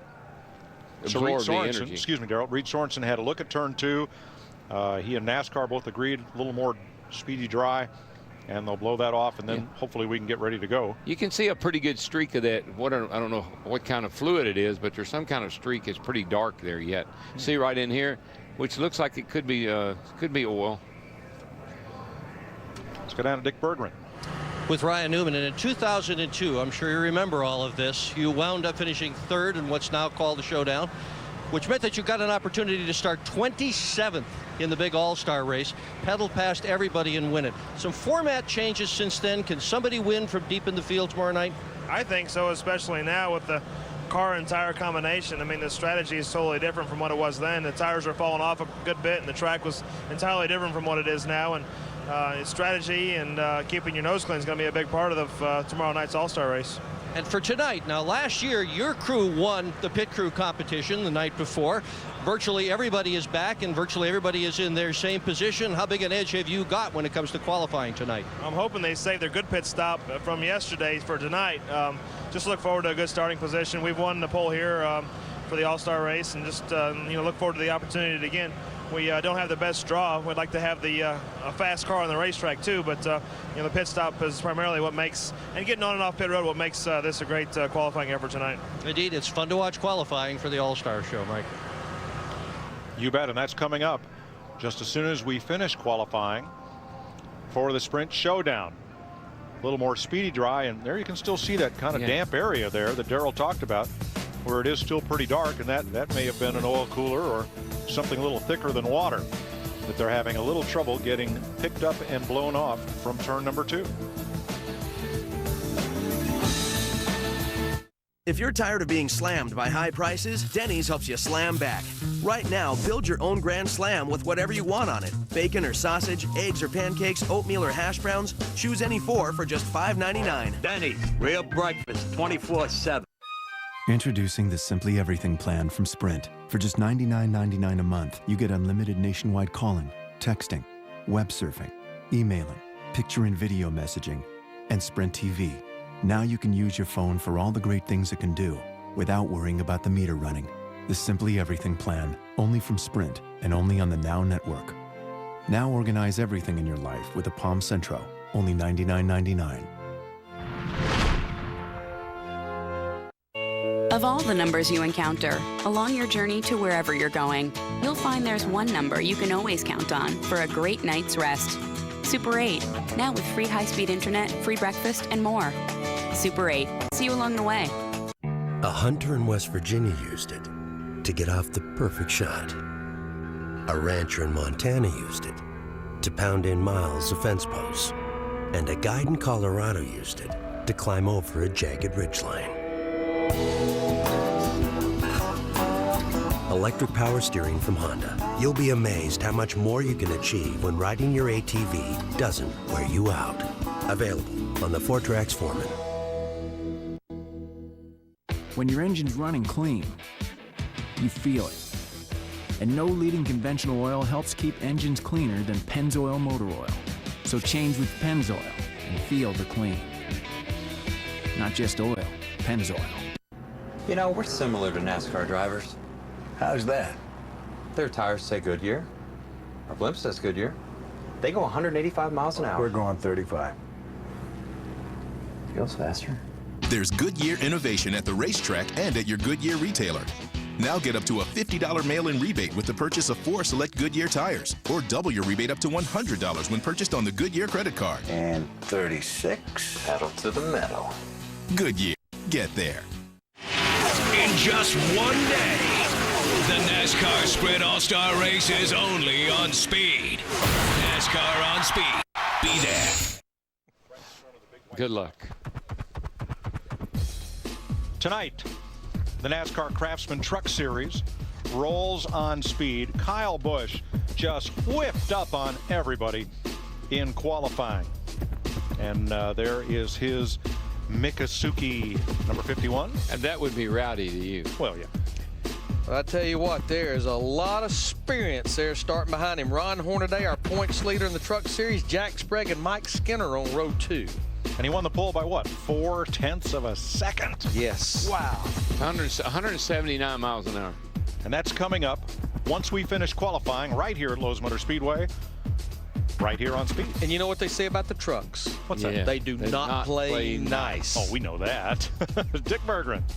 With A.J. Allmendinger, and he has spent virtually his whole big league Sprint Cup career trying to qualify for races because he didn't have all the points that were necessary to lock him in. But tonight, you were absolutely assured that you were going to make the race. How much easier is it for you tonight to have to go out there and time in rather than some of the other races? Not any easier because I knew I had to qualify well so we can make the race tomorrow to make the big race. So it's you know, it's difficult, and it's one of those things that no matter what, I always put the most pressure on myself. So I want to perform for all my guys and for Red Bull. So you know, I think it'll be okay. We'll end up no worse than 8th at least right now, so that's a good thing. Yeah, and in the test session, you were really quick. You ran well today in practice. You've qualified well. Good car? I mean, it's pretty good. I think the one good thing is that the car gets better at night. And we struggle a little bit during the day, but at night we've gotten the car a lot better. So tomorrow's going to be a lot of fun. Okay, looking forward to it. You know there's a whole bunch of people who have won their very first race on All-Star Night. Sounds good to me. All right. I mean, heck, we just we got our first Pit Crew Challenge victory, too. So why not win all Red Bull sweep this weekend? Yeah, you might as well take all the trophies home. All right, thank you. So far, his teammate, Brian Vickers, is 2nd, and A.J. is 4th. In qualifying with 4 cars to go for the showdown. I believe we're about ready to get back after it. Looks like Reed Sorensen's buckling back in. All the jet blowers and vacuum trucks, they went back to their respective places, and track looks good. What do you think about that stage route, Larry? Speed Sorb. Speed Sorb.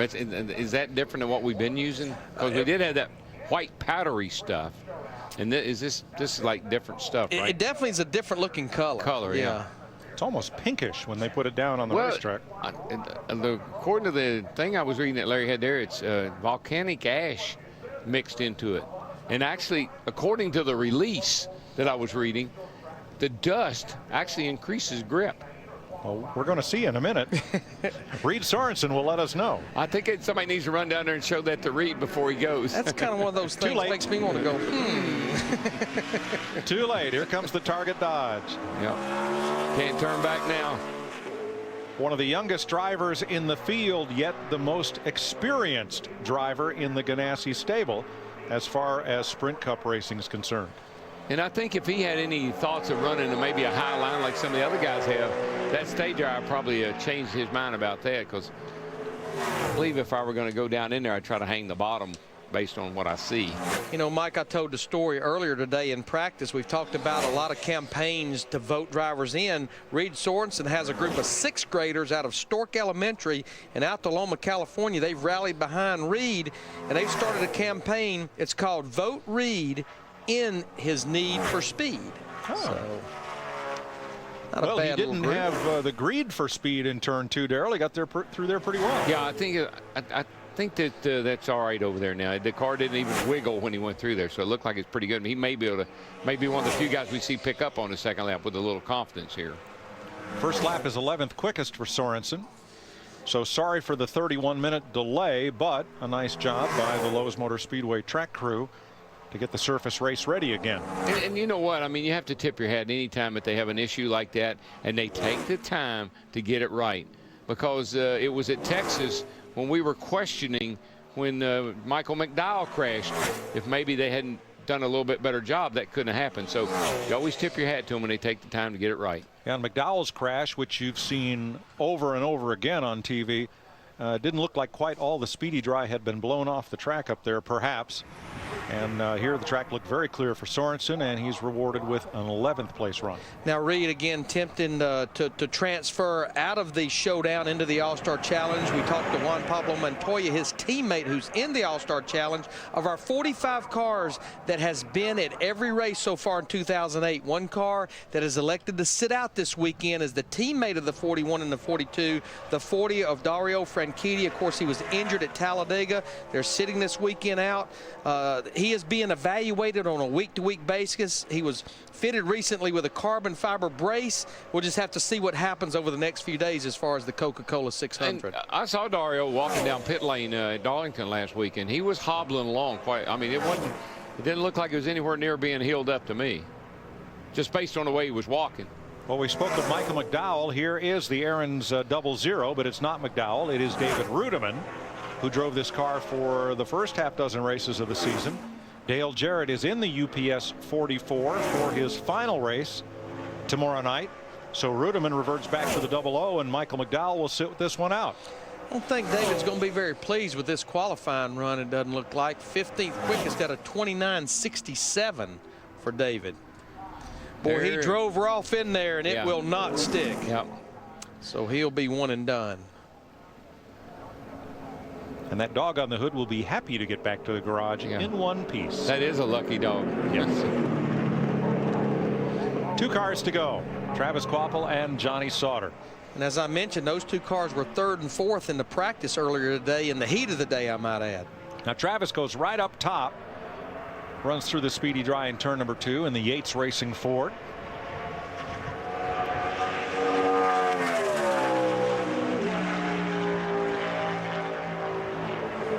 In last year's showdown, or in the 2006 Showdown, he started 18th, finished 16th. That was his only appearance. Of course, the 28 team has won the All-Star race twice. Davey Allison in consecutive years, 1991 and 2. But what a great run Travis had down at Darlington. They were fast actually the entire weekend, and with that finish in the top 10, Travis has now moved up to 18th in points. He's only 111 points out of 12th right now. The 28 team won the last All-Star race held in the daytime and the first one at night. Well, the thing that you hate to see with that 28 car and its storied history is no sponsor on the side of that car. That just seems unfathomable to me, but nonetheless, there it is. 10th on his first lap. Second lap looked good going off into 1 and 2, but now it's fallen off a bit. Yeah, he's almost looks like he's got his hands full just trying to hang on to it. He's in the truck race tonight. Yeah. Hasn't run a lot of truck races this season, but you'll see him in action this evening right here on Speed. So Kvapil is 10th, and that leaves Johnny Sauter as the last car to make a qualifying pass. And I'm not so sure, Mike, based on practice, that there's just some guys being real tentative about that stage ride down there 1 and 2. These cars were faster than that in practice, so I think they're really being cautious. Yeah, Travis will start 12th in that NASCAR Craftsman Truck Series race a little later on tonight on Speed. Johnny Sauter in the Haas Automation Chevrolet finished 6th in the All-Star race last year after finishing 2nd in the Showdown. Well, here's a guy that'll test him, I guarantee you, and that's a flagman there. Didn't look like a flagman. He's getting a little help from out of the grandstand. Flag area. lady. Hey, here comes Sauter right to the top of the chart. Yeah, baby. See how he gets off turn 2. Can he hold it? Not quite. Lost a little bit there. That's all right. He's got one corner to go. What happens down here in 3 and 4, as long as he doesn't overdrive the corner. Looks like he rolled it in early, and you can see the tracker went the wrong way, starting to come back a little bit. Looked like he lost a lot on the late exit of turn 4. I believe he's a little tight off. Yep, 11th for Sauter. 29.40. He's getting in the corner really good. He's driving in well, but it just looks like it might be a little tight off. Yeah, he was a top 5 car till he got over to turn 4 on that first lap.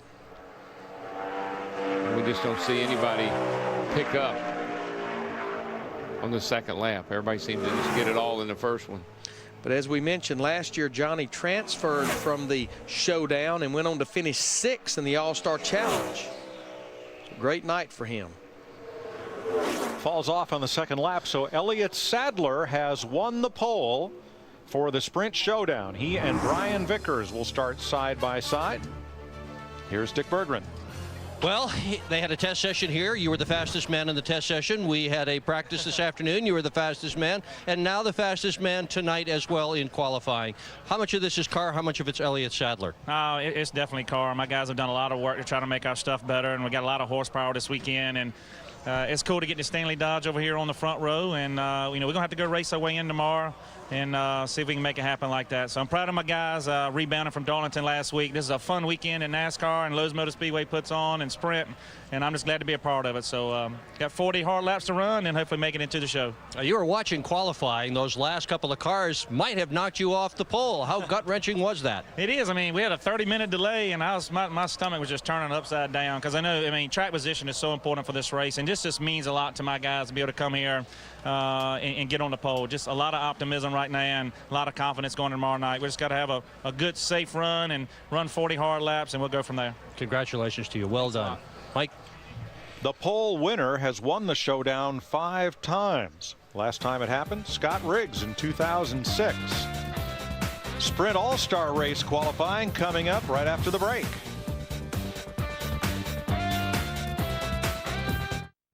Grand Am returns. Look at this, side by side. This weekend on Speed. A lot of damage in that area. When the Rolex Sports Car Series twist the corkscrew at Laguna Seca. He hates to be passed. Sunday, 12 Eastern, only on Speed.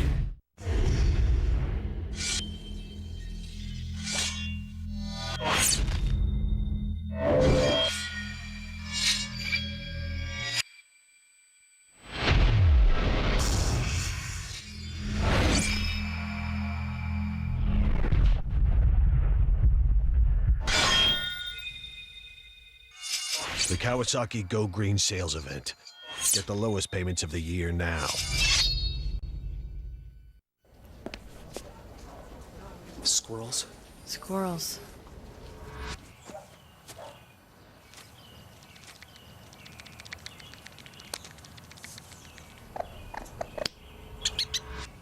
Repellents and fertilizers. That'll bring your garden back. We're here because we've been there with the tools, products, and advice to get it done right. True Value. Start right, start here. Visit TrueValue.com/TV for a free $5 coupon. Print your $5 coupon at TrueValue.com/TV. They touch once, twice, drag race. Jimmy Johnson.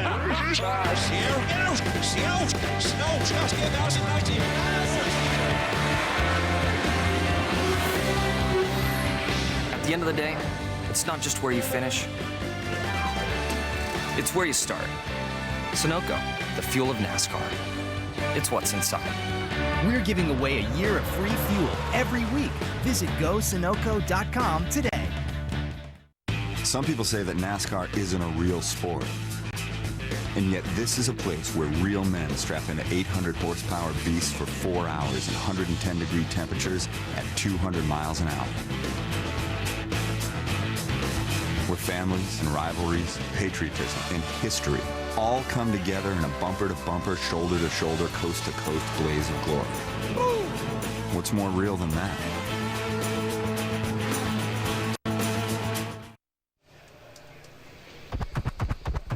Drivers are discussing and teams are setting up for Sprint All-Star Race qualifying, including the pit stop. Here at Lowe's Motor Speedway, before we transition to that, let's have a look at the FedEx starting grid for the Sprint Showdown. A Dodge Toyota front row. I believe that row 3 is going to be pretty stout when they drop the green flag with Robbie Gordon. Had a great test out here, and Dave Blaney always runs good at Lowe's Motor Speedway. There's nobody in that top 10 that can't win it. I like that front row, though. Starting up front, short race, get it done. A little surprised how deep Casey Kane is starting in this field. He's going to have his work cut out for him. Maybe he knows something we don't know. And this race pays over $32,000 to start the Showdown. If you notice there, we had 27 cars. We were anticipating that Kenny Wallace in the 37 car that crashed, we've received the word they have withdrawn from this race tomorrow night. So we're getting ready to qualify with the unique format for the Sprint All-Star Race. 3 laps, including a pit stop. Next. Next Friday. The green is in the air. The greatest show on dirt is back on Speed. He will not be denied tonight. Advance Auto Parts, World of Outlaws. Oh, contact! And the crowd's on their feet once again. No other drivers. In the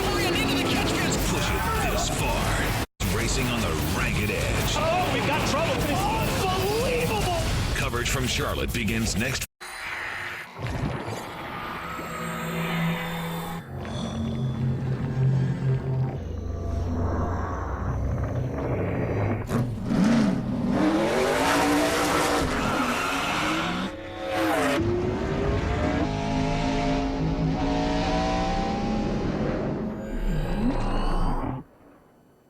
You're gonna love this new computer. The processor's like 3 gigawatts. Gigahertz. And it's got a magical drive. Optical drive. And it's got 2 gigs of sheep. RAM?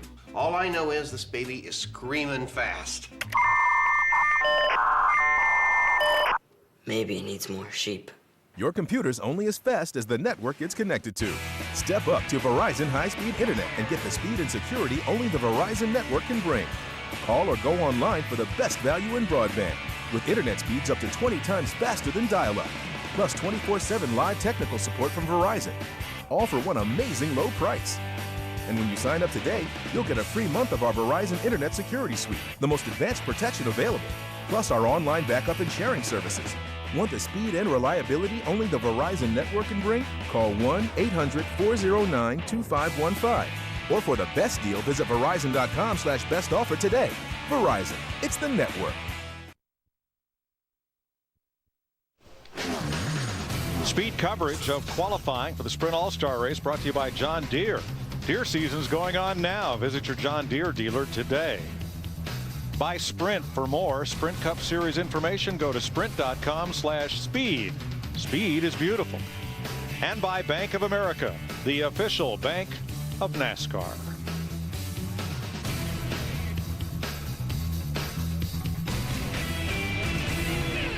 Getting ready to qualify in a very unique format for Stock Car Racing's All-Star Night, and you would expect it would be unique and it would be special, and a lot of the focus is on that pit crew. Well, every qualifying session we do from Daytona to Homestead is about how fast that car can get around that racetrack. But in this qualifying session, it's about the driver getting on and off pit road and those 7 guys, how quick they can change those 4 tires mistake-free. That will be the difference who sits on the pole and who does not. But a lot falls on the shoulders of that driver. He's got a lot to do. Well, he really does. I mean, just like Larry said, you got to get it on pit road. That's huge because that you don't want to speed. That's a penalty. That'll put you out of competition.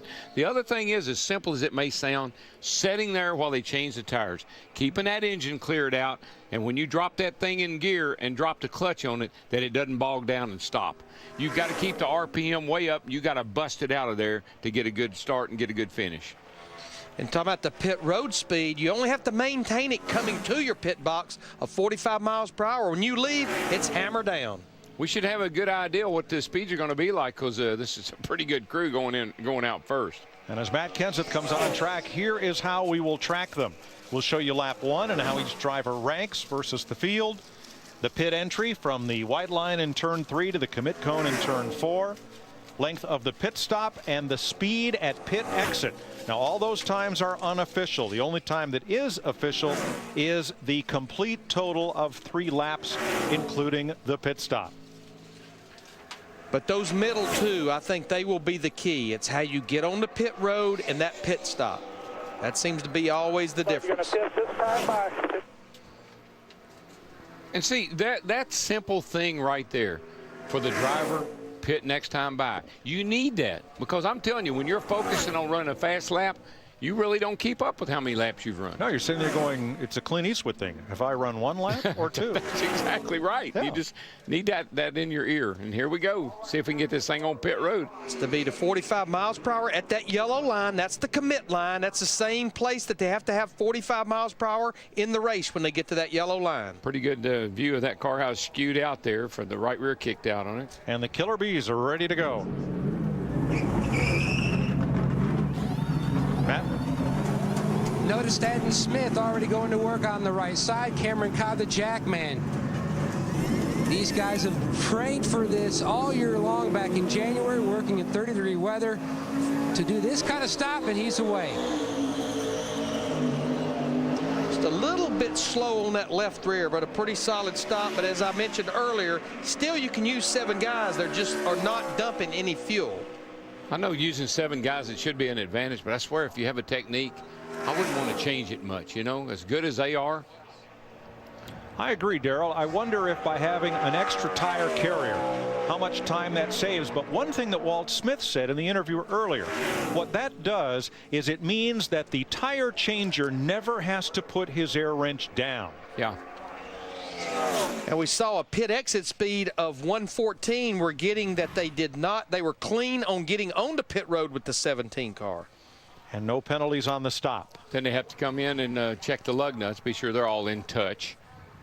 And here's the recap. These first three numbers are in seconds and pit exit in miles per hour. So Matt Kenseth, 125.95 seconds.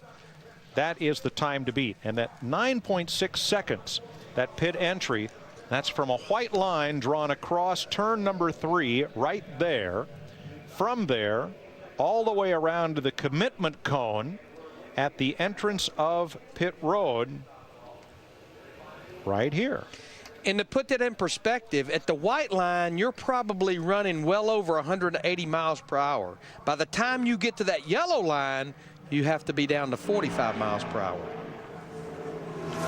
Ryan Newman started and finished 8th in last year's All-Star race. He won it in 2002.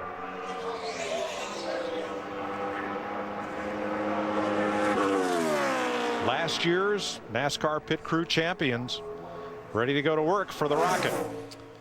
And you heard our guys talking to Ryan earlier. It's the same 7 guys. They've swapped some positions a little bit, but the same 7 guys that won that championship. Well, these guys are really running that high line. And of course, this is one of the cars that really got our attention when we got here as to how far to the right that back end is.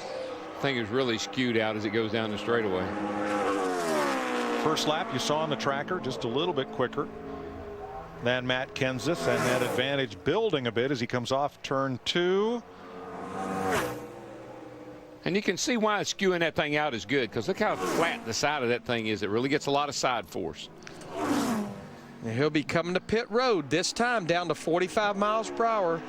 And not as quick from turn 3 to the pit entry as was Matt Kenseth.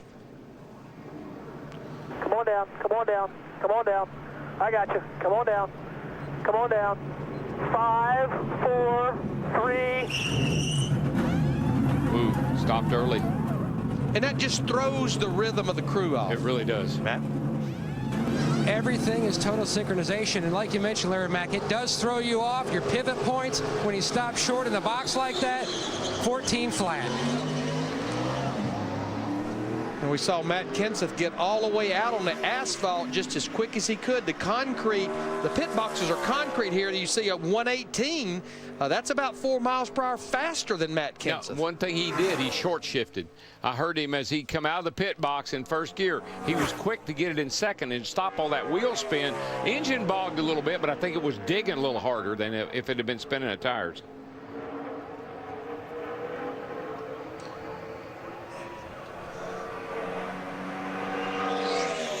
This looks like this will be a pole run. We'll have to make sure there's no penalties. He'll go to the top of the charts. 28.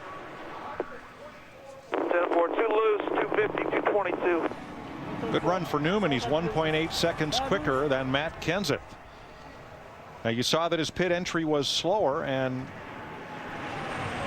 yet quickest on the watch when the 3 laps are done.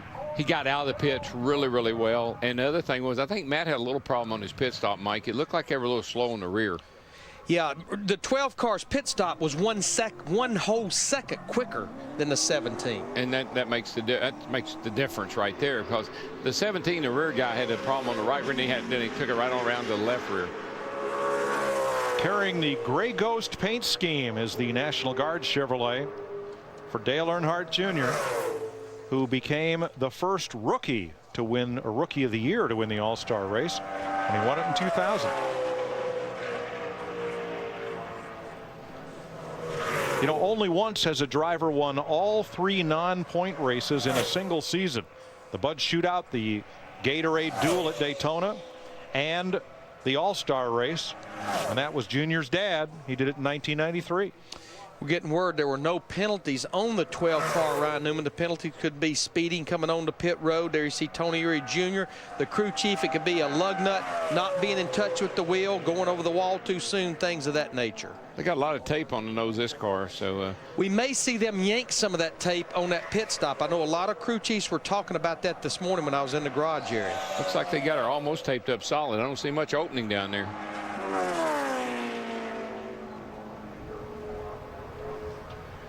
Second quickest on lap 1. Pitting this time.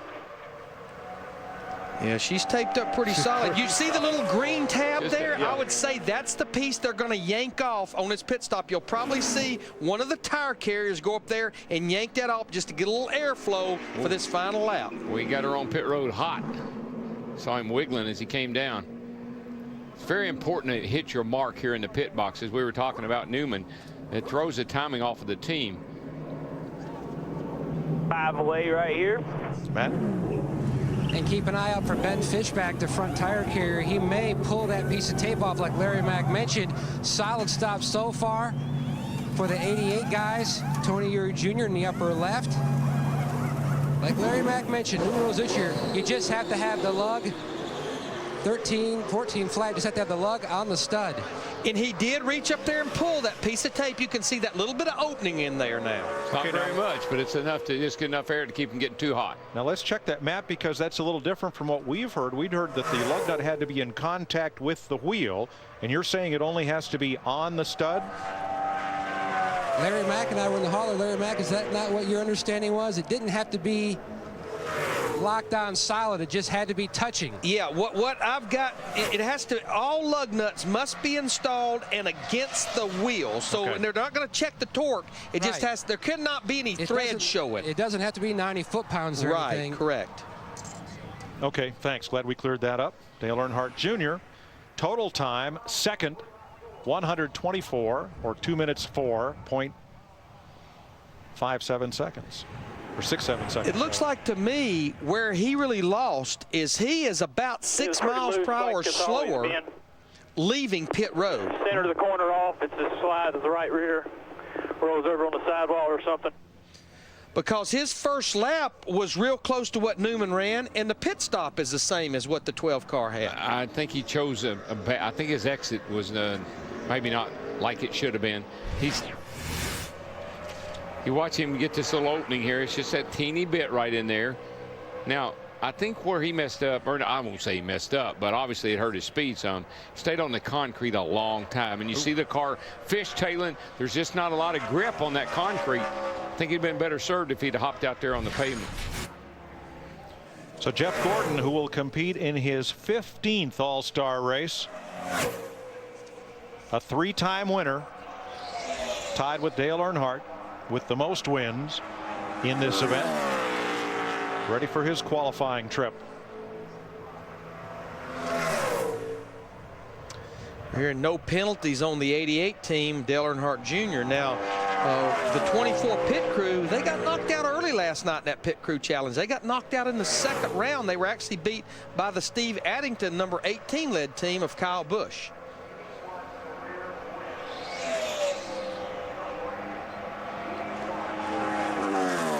See right there, 199 miles per hour off into turn 1. And Larry, the fellows getting ready to service him, a bunch of gridiron greats. Oh yeah, very much so. You've got tiny Mike Houston, the front carrier. He played football at Western Carolina and later wrestled in the NWA. And then Jeff Cook, the Jackman, played college football at Wingate. A couple of Virginia Tech football grads there as well, so they're ready to go for Jeff Gordon. If he falls off the jack, they can just reach down, pick it up, put it back on. Matt? And Mike Houston, Tiny, the tire carrier, also former professional wrestler, going to work with Clay Robinson on the front. They've been working together for over 8 years. Great looking stop on the front. You see the Jackman comes around, slides it in, Jeff Cook. Looked like a pretty good pit stop there. All you got. You coming to the checker. Now we'll see what his exit speed is. He stayed on the concrete for just a little bit. He finally got out on pit road. 117. That's not quite as quick as Ryan Newman, but much quicker than Dale Earnhardt Jr. leaving pit road. Fastest so far. Let's see if he can hold it. all the way to the finish line. Oh yeah, that gap is widening. Yeah, it's just getting bigger and bigger right there. Gave a little back going into 3. Still going to be a good run here. Very good. This will be big. 10-4. You're at the top right now. 2 minutes 2.494 seconds. There's Tiny. Yeah. and you know what I love about Jeff? He does it all the time. He's coming off turn 4. Hadn't even got to the flag yet, and he already knows. Good job, guys. A clean run for Jeff Gordon. And you saw he was first in every category except pit road exit speed. Ryan That Newman. is by far the fastest lap. Dick Berggren. And I'm with Junior. I was watching you get in, climbed out of the car, talked to Tony Uri Jr., and there was a lot of this. What does that mean? Well, we're just a little free. We've been free all day today, but that's decent first lap, I guess. You know, I didn't think it was going to be very good the way the car felt in the car and the way the run felt to me. But Jeff just ran awesome right there, so it might be tough to beat. But we'll take whatever we get. Okay, we look forward to seeing you tomorrow night. Thank you. Currently, he is third, Dick. As Jeff Gordon pulls in. And in the speeds, the reason the guys never really are sure about, you know, the car didn't feel all that good or whatever, it's just so much cooler now and the track has so much more grip. You're automatically going to go faster, probably than even you expected. We're getting a thumbs up that everything was clean on the 24 car. Mark Martin has run 18 All-Star races and won it in 1998 and 2005. This will be his 19th run. Terry Labonte holds the all-time record with 20 starts. U.S. Army Chevrolet from Dale Earnhardt Incorporated. This will be the longest stretch of races that we'll see Martin consecutively. He's going to race all the races up until the road course at Infineon in late June.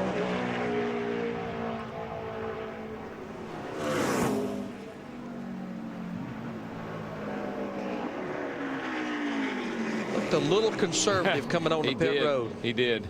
He took a little bit high line getting up. He kind of went up and swooped back down. See how that works for him. Right on down, old man. Matt. And the guy with the biggest grin getting ready to go over the wall was Kevin Two-Beer Pinnell, working on the front, already pushing the tire back to the wall. One of those key players that has been at DEI for a very long time. Over the wall, guys, former Jackman. They're not going to be too happy with that stop. 14-9. Not too good. See the exit speed building. 113 miles per hour. That's not quite the slowest, just a little faster than Dale Earnhardt Jr. A conservative, no mistakes run for Mark Martin and his team. Yeah, I think that's a good way to put it, Mike. It was just all the way around. Pit crew, Mark on the track, getting on pit road.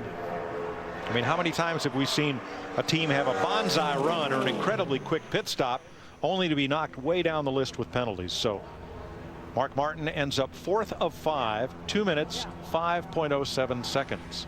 That's actually a good first lap that he ran. That was a little quicker than Jeff Gordon's first lap. Dick Berggren is with Jeff Gordon. Well, did you get everything out of the car? Did the crew get everything out of the pit stop? I think the crew got everything out of it, the car and the pit stop. The car drove great on the racetrack. I think it was a pretty fast lap. Came to the green good, and I was a little conservative getting to pit road, so I do think I left a little bit out there. And but I thought we were, I was right on the money on my pit road speed, and I felt like I got in the box good, and the guys busted off a great stop. So all in all, real good effort for the DuPont Chevrolet. Good for you. Congratulations. He is a 3-time winner and one of the favorites for tomorrow night. Thanks, Dick. He's fastest overall. Now, Mark Martin has the fastest first lap. Jeff Gordon quickest in the next 2 segments that we time, and Ryan Newman the quickest off pit road as Kurt Busch comes onto the track.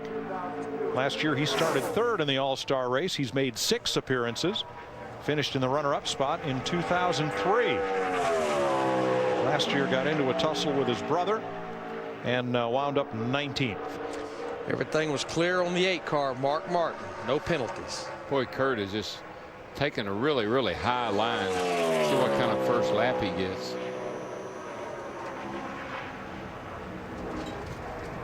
He's the highest. He's running higher on the track than anybody I've seen so far.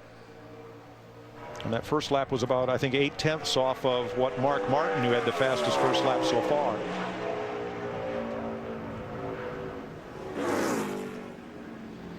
He'll be bringing it down pit road this time.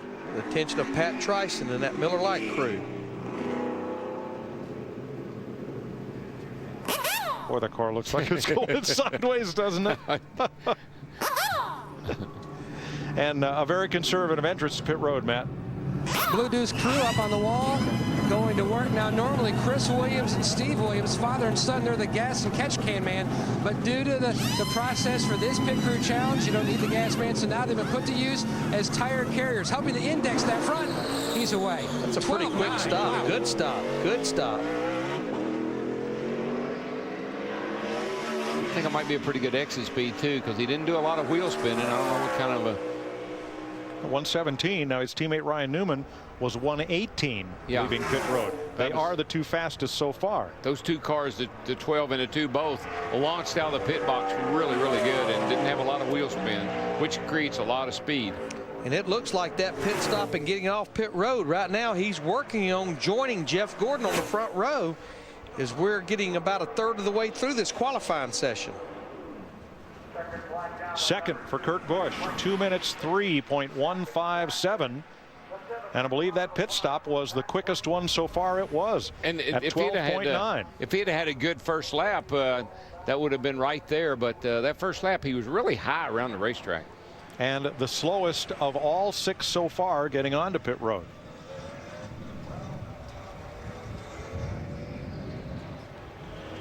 One week from tonight, the greatest show on dirt is back on speed. It's the World of Outlaws. Coverage from right across the street begins next Friday, 8 p.m. Eastern, only right here on Speed. You know why it's not so bad to be slow getting on pit road? Why? Because they don't penalize you for that. Good point. Juan Montoya started 5th in last year's Showdown, wound up 29th. He won at Infineon last year to qualify for this year's All-Star race in the Juicy Fruit Dodge. Now, he probably practiced this more than anyone this afternoon. This will be the first time that he's attempting this. When he comes down pit road, he'll be looking at a new jackman, Mark Jacobs, or actually Tony Carterman. Their normal jackman is Mark Jacobs. In practicing for the Sprint Pit Crew Challenge, Mark tore a bicep in his left arm and had to have surgery this past Tuesday. But Mark went ahead and put a brace on and did the pit stops at Darlington last Saturday night with a torn bicep in his left arm. Yeah, that's Tony Carterman right there, substitute jackman for Mark.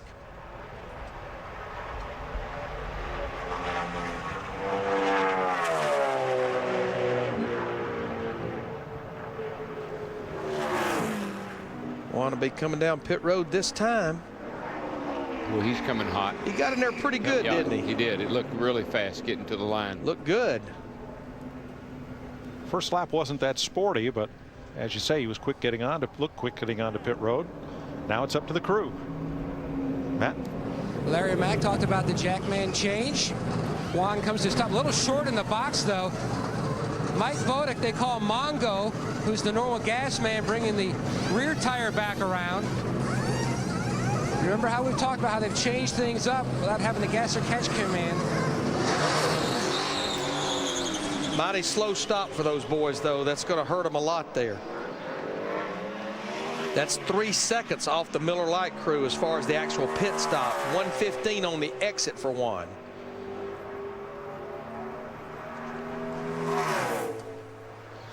Yeah, overall, just not a real fast run for this team. Car's a little slow, stops a little slow. I'll be anxious to see what his pit entry, because we were talking about it actually looked pretty decent. Ooh, car had a little jump to the side coming off the corner there. And Montoya will be 7th of 7. I'll bet the next word was loose. Loose. And that's what he said in practice. Doesn't look like they fixed it. You see right there, even that pin entry that we thought was pretty decent was quite a bit off, and that's by far the slowest single lap on lap 1 of any of the cars so far. Yeah, I mean, yes, the lap's slow. It's just a slow effort right there. The car wasn't that great, and the stop wasn't that great. And, of course, the time indicates that. We're told that loose was the last word, but the next word was rather colorful, so we elected not to share it. I thought there was a reason why we didn't hear all that. Dick Bergeron. Kurt Busch, that looked good. Did it feel good? You know, there was a couple things that were excellent, and that was my crew. They did a fantastic job. I think that we got off pit road really well with the speed. But I think that maybe I was just a bit conservative getting in because I was afraid to lock up my left front tire and absorb that 20-second penalty. So I thought that would have been bad. But for the Miller Lite Dodge, we were right there for lap time. Just maybe a little slow getting in the pits. But all in all, we'll take that. And you're going to have a great starting spot tomorrow night. Congratulations. Kurt Busch, quickest pit stop, second quickest pit exit speed. And he is second on the board. Dale Jarrett in what will be an emotional night tomorrow night as he steps into a Sprint Cup car for what Dale says is the final time. You know, I think since he's been out of the car for a few weeks, I got a feeling that maybe all that emotion about not being in the car anymore is probably already passed by. I think this tomorrow night for him, just going to be having a good time with the boys.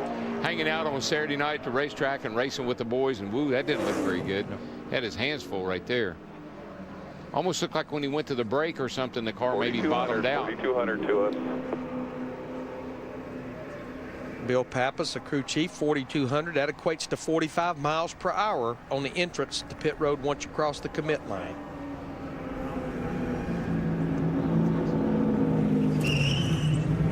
Gus Hinton on the front, who has spent time at Gibbs, and Yates going to work. Meanwhile, on the back from Connecticut, Ray Holm got his start at DEI, working on the old Busch car with Steve Park. Solid, consistent stop so far. Go, go, go. All the way, bro. All the way, flat out. Go, go, go. Pretty solid stop for that UPS group. Really was. I was pretty impressed with the stop, and I think he's got a pretty good exit speed. Decent. But he did look really, I think there was an issue with that car getting on pit road. It looked like when he either put on the brakes or something happened as he slowed the car down. Well, Darrell, you've said coming off turn 4 at that angle, there's a big risk of just spinning that car out trying to get it slowed up. You're coming in there with the thing kind of hobbling over on the right front trying to spin out with the brakes on like that.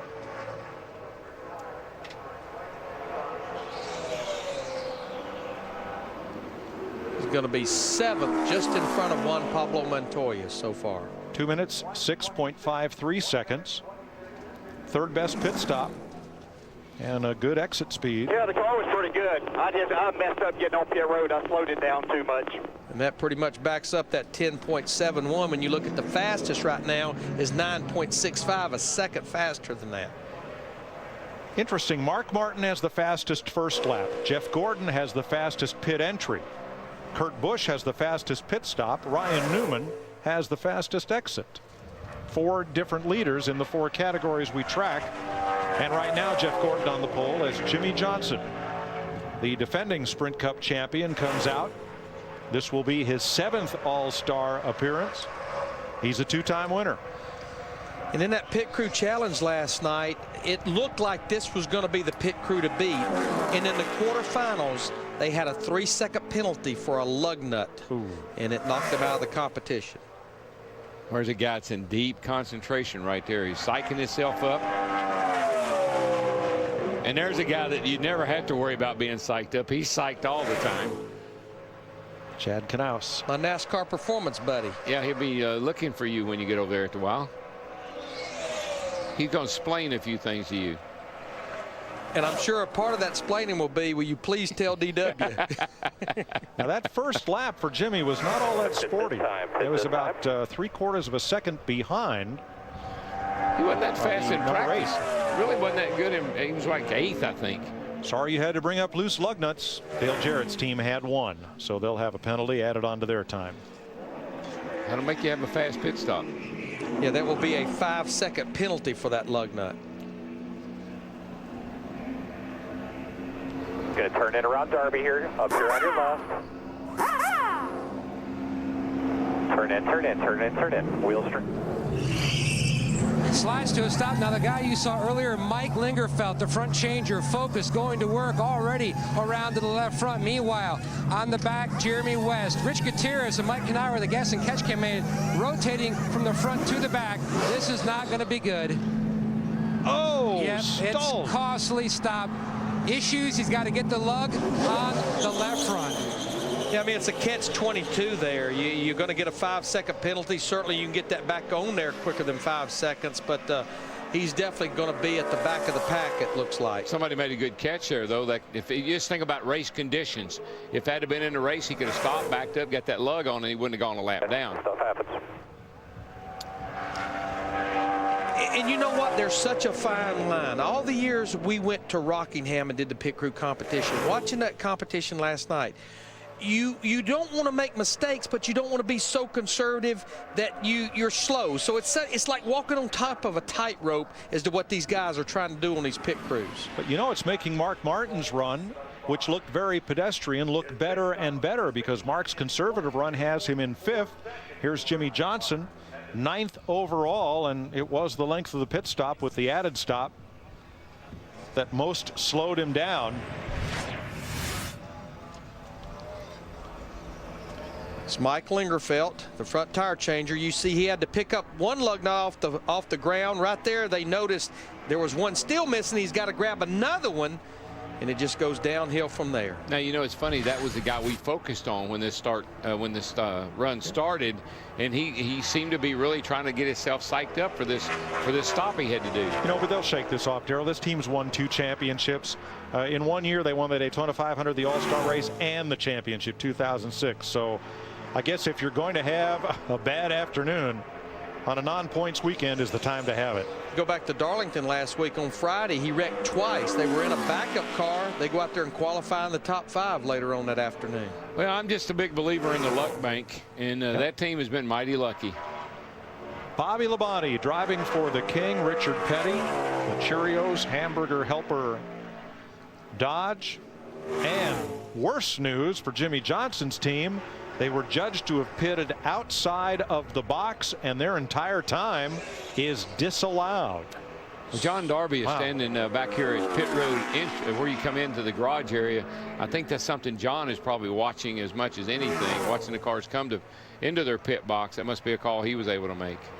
But here's Bobby Labonte, 13 All-Star races, runner-up twice, and a 2-time pole winner. Here's John right here. He's NASCAR's technical director, and you can see he's paying close attention to what's going on. The ruling, Darrell, was that Jimmy Johnson pulled forward, and when they put that last lug nut on again, he was out of the box. Yeah, cannot perform work on the car outside of the box. Should have backed him up and put it on, I guess. See Jeff Mendring, first-year crew chief on the 43 car. Like a pretty solid right side stop for that 43 team. Pretty decent pit stop, 13.5.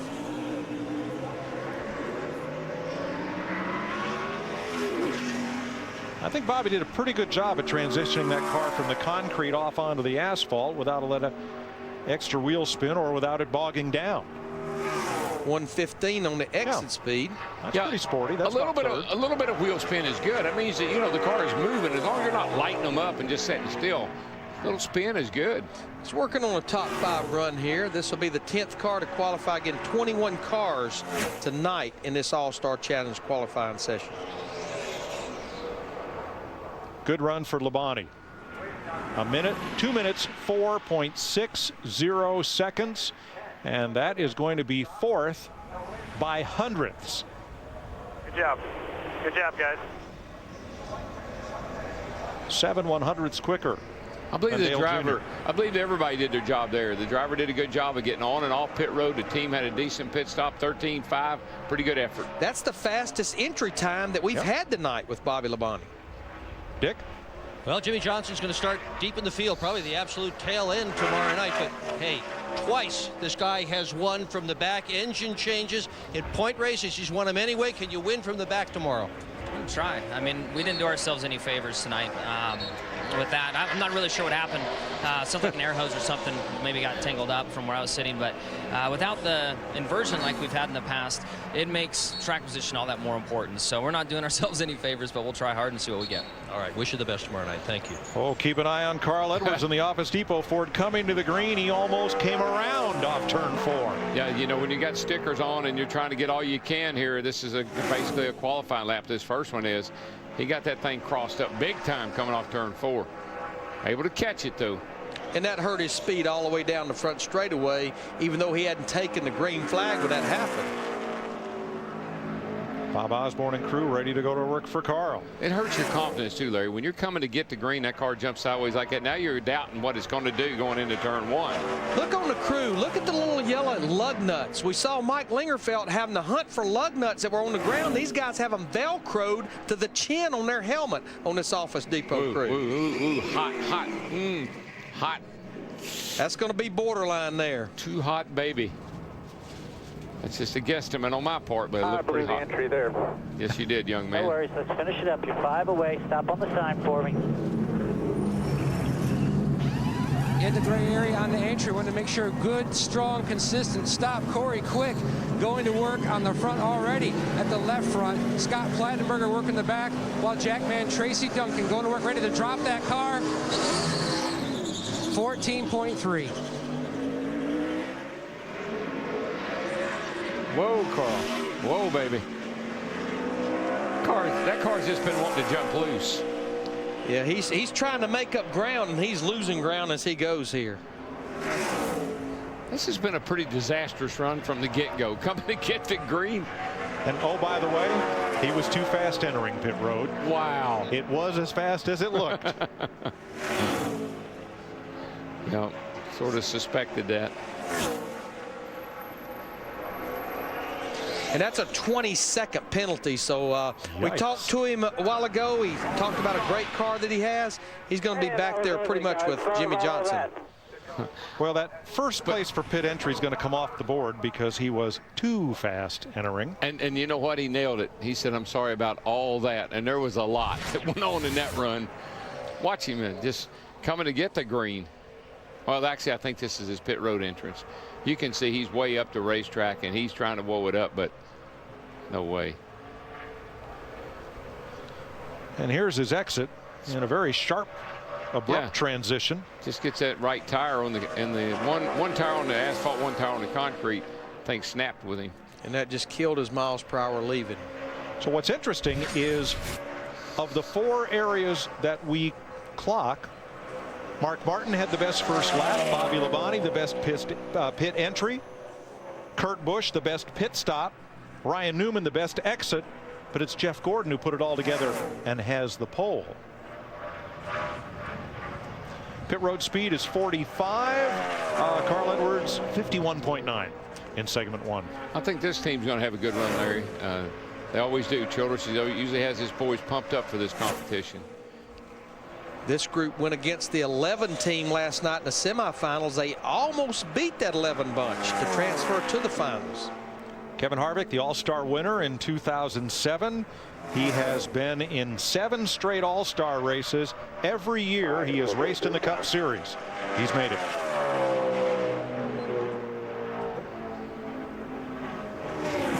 He's hugging that white line to come to pit road here. I like that, actually. I think it looks good. Look pretty solid right there.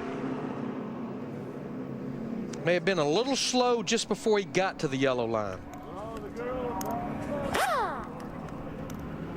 All right, here we go, about 5 away.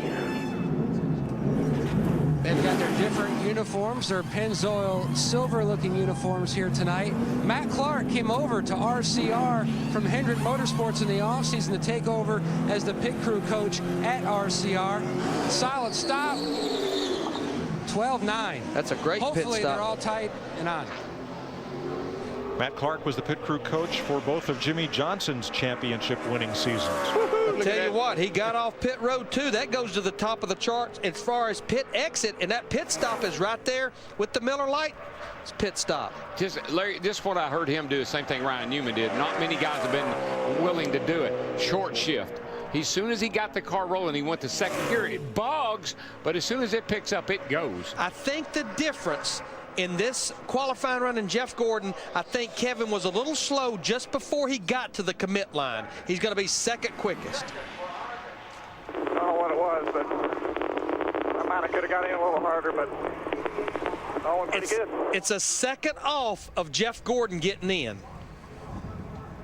And that was the difference. But on the pit stop and the pit exit, they were the best so far. Oh, yeah, it made up for it. But, you know, Kevin did run the, remember we talked about he run the white line all the way through 3 and 4. It looked good because you're already down low like that, but it must slow you down a little bit more than if you run up the hill a tad and then come down. Harold, I wonder if a couple of these drivers are consulting with the engine department, because if you want that car to accelerate, the engine builds its peak torque at a lower RPM than peak horsepower. So why wind it all the way out in every gear when what you really need coming off pit road is the torque to accelerate that car? The thing about it is, Mike, you're not going anywhere if the rear tires are spinning. And so I think what they're figuring out is get it spinning and then pull it into second gear. Yeah, it's going to bog down a tad, but it's got the power to then pull itself out of there without wheel spin. Here's Martin Truex for DEI. 2 All-Star race appearances. Finished 10th last year. He was the fan vote winner in 2005 when Dale Jr. told Junior Nation, vote for my teammate. That's all he had to do. This time. Jackman Jeff Kerr. Kevin Mannion called him out to pit this time. And for Kevin Harvick, a loose lug nut, and that's a 5-second penalty, and it will drop Harvick from 2nd to 10th. That was a fast stop, and let's see if we can see where the problem is. Whoa, whoa, whoa, whoa. 300, 43. You're good. 43, 43. He may have got her woe down to 45 miles per hour. You know what I saw him do? He may have, and he kind of almost slowed down at the next line a little more just to be sure. Plus, that left front tire's done all it's ever going to do. Yeah, it's cooked. See the front tire changer there, Dave Collins. I think he still has a hospital bracelet on his arm because his wife, Shanae, just gave birth to their second child on Tuesday. Dylan, his wife and child were still in the hospital last night, so he still had the hospital bracelet on. 13-2 on the pit stop. Yes. All right, guys, clear it out. All the way around, man. Boy, look at Truex rocket up to the top of the chart. Little slow on the exit, 113. Stayed on the concrete a little too long, I believe. That seems to hurt guys. He's still working on a top 5 run here. He's right up there, looks like in the area of Kurt Busch and Ryan Newman's run. Car looks good going around the racetrack. It's like he's putting down a pretty good lap. I'm anxious to see what his pit entry number is going to look like. that was pretty exciting. He had his hands full. Put your P3 right there. Help. 3rd for Martin Truex, just about a 1/10 of a second, 1/10 and a half behind Kurt Busch. Well, look at there. It paid off because look at that 9.45. If you take Carl Edwards out of the equation, which we have to, that's the fastest anyone's got on the pit road.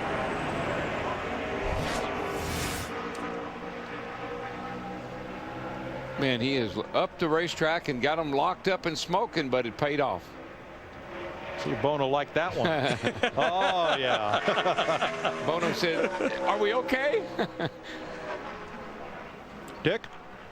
With Kevin Harvick, loose lug nut all the way down to 10th, but you can still smile. Yeah, I mean, we did everything right. Our guys did a great pit stop. I might have been able to get on pit road just a touch harder, but I didn't want to do what it looked like the 99 did from sitting in my car. But Pennzoil Platinum guys have done a great job, and our car is fast enough to win from anywhere. I think the car's been really good all through practice. You know, it just gives you a little bit more opportunity to get tore up, but it'll be fun, and you got to go for it, man, on all aspects of it. And it was just about 4 threads from touching the wheel, so they did good. Well, Kevin's fans like watching him pass cars, and they're going to have that opportunity tomorrow night. Well, he'll be back there in good company with Jimmy Johnson. That's the 2 teams that finished 1st and 2nd in the All-Star Challenge. Jimmy Johnson finished 2nd to the 29 team. Greg Biffle for Roush Fenway Racing. He's been in better corner there. 4 All-Star races with a best finish of 13. He won at Kansas in 2007 to be eligible for the All-Star race. Now, he kept a nice low tidy line in there. That looked good right there. You know, 29 looked good coming in like that, but he's a little bit slow on the watch. Right at the start-finish line. Yellow X, yellow X. Yeah, Biffle looked, that was a very efficient looking line coming in. Yes, it was. Tidy looking. Biffle's team going to work on the box, just out of the shot with Greg Irwin and spotter Joel Edmonds. Not needing the spotters for this competition tonight. He gets a unique look as the 16 guys going to work. Very consistent, a little bit of trouble on the left rear. 14 flat. Not a bad stop for Biffle. A little slow on the left rear. Something happened back there. Otherwise, pretty sporty. Pretty good exit. That's a great exit. And we hear he was a little slow getting it at a 9.70, but that's a great exit speed for him. That ties the second fastest exit with Ryan Pretty good Newman. stop, fellas. Pretty good stop. You're in this, Biff. Now, Mike, just think about what you said earlier today about rubber on pit road. As these guys have more, the later we get, the faster the exit speeds get. Could be some of that rubber being laid down. Yeah, look to the right of Jack Roush, and you see those long black marks coming out of those two pits. A little better traction there, and it's fourth for Greg Biffle. Good job. Yeah, I think that's really helping some of these guys that are going out here last. They're getting the advantage of all the rubber that's been laid down on pit road. So fastest first lap still Mark Martin.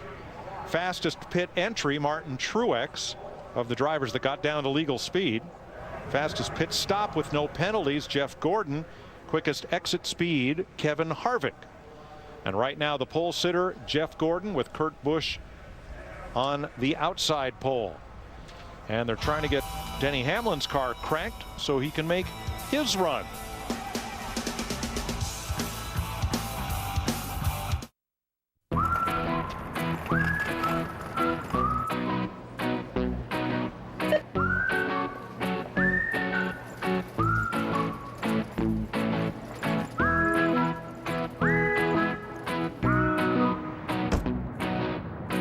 Bring your favorite team home with Glidden Team Colors paint, the true colors of true fans. Team Colors paint, exclusively from Glidden and only at the Home Depot. Yo, Pasta Hut. Pasta Hut! Pasta from Pizza Hut? That's right. Now Pizza Hut delivers to Scotty Pastas. So call or order online to get pasta from Pizza Hut. Get grilled flavor like never before. New Ultimate Grilled Pizzas only from Pizza Hut. Savor premium grilled steak, tender chicken, or grilled veggies, all on a Pizza Hut pizza. Get a medium now for just $10.99. America's favorite pizza. Pizza Hut. Order online. In a matter of minutes, Rick Allen, Michael Waltrip, Phil Parsons, and a cast of thousands will bring you the NASCAR Craftsman Truck Series race. It's coming up next, and Kyle Busch obliterated Ron Hornaday's mark by 0.4 of a second to win the pole, and you'll see it right here on Speed next. So make no plans for this evening. You're going to be right here. Now we're going to see Casey Mears and the 5 team led by Alan Gustafson. We're going to see them roll here. They could not get the 11 car of Denny Hamlin cranked, so right now he's on the 5-minute clock with that 11 car. Casey Mears' first All-Star race was last year. He finished 18th and won the Coca-Cola 600 here last May to earn a spot in this year's event. You know, we had him on trackside. You'll see that later on tonight. And just when he goes through the scenario that he has gone through with crew chiefs, he's had about 6 different crew chiefs in the last 2 years. And it's not of his own making. He just ends up in situations where he ends up with a different crew chief. That's his crew chief now, though, Alan Gustafson, who worked with Kyle Busch the last couple of 3 years.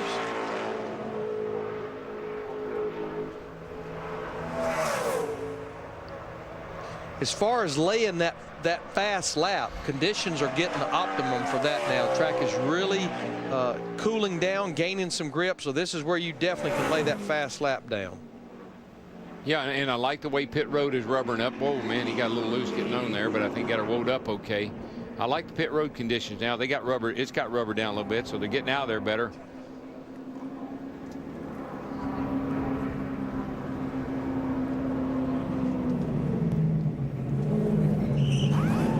They were sped up as the 11's on the 5-minute clock. Hamlin's team has fired the car. Meanwhile, the 5 guys going to work here Everything looks good so far. 13.5. Let's see what he can get as far as his pit road exit here. He stayed on the concrete all the way down through there. Right at the end, he jumps out. I think he was practicing that during the week, Darrell, because where his shop is, where he and his dad Roger keep their toy cars, I won't tell you where it is, but I'll tell you there's a lot of new rubber on the road out in front this weekend. Little practice going on. Oh, yeah. When they come to the race, he and his dad and all of them, they bring more gadgets. They got more off-road vehicles and golf carts and four-wheelers. Especially when we come here to Lowe's Motor Speedway. And Alan Gustafson's crew was over the wall too soon. That will be a penalty that will drop Casey from 8th further down. And that rule is the same that these guys go through on race day. You cannot go across the wall until the car is 1 pit away. And I think they're just under a microscope more here because it's one crew making one pit stop that everyone's watching. Yeah, there's a microscope down there, all right. A man named Darby. John Darby. He's standing right back there behind him watching every one of them. And like Larry says, he has all those inspectors, and they're all watching one car. Let's have a look at it here. See, they won't be able to go across until the car's right there. Oh, and you yeah. can see they're well across Way when early. he's almost 2 pits away. Yep, a little early on that, boys.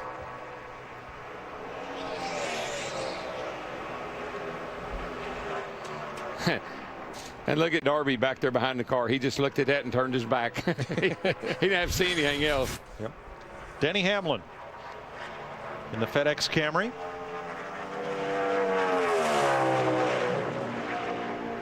Hamlin started 9th and finished 17th last year in his first All-Star appearance. Mike Ford, his crew chief, has been his crew chief ever since Denny stepped into the Sprint Cup Series. I like listening to Mike Ford on the radio. He's a very calming influence, probably just the kind of veteran crew chief that an up-and-coming young driver would benefit from. No question, this has been a good combination. Keep coming, keep coming, keep coming, keep coming. Start braking. Now that's different. Oh, no! Around he goes.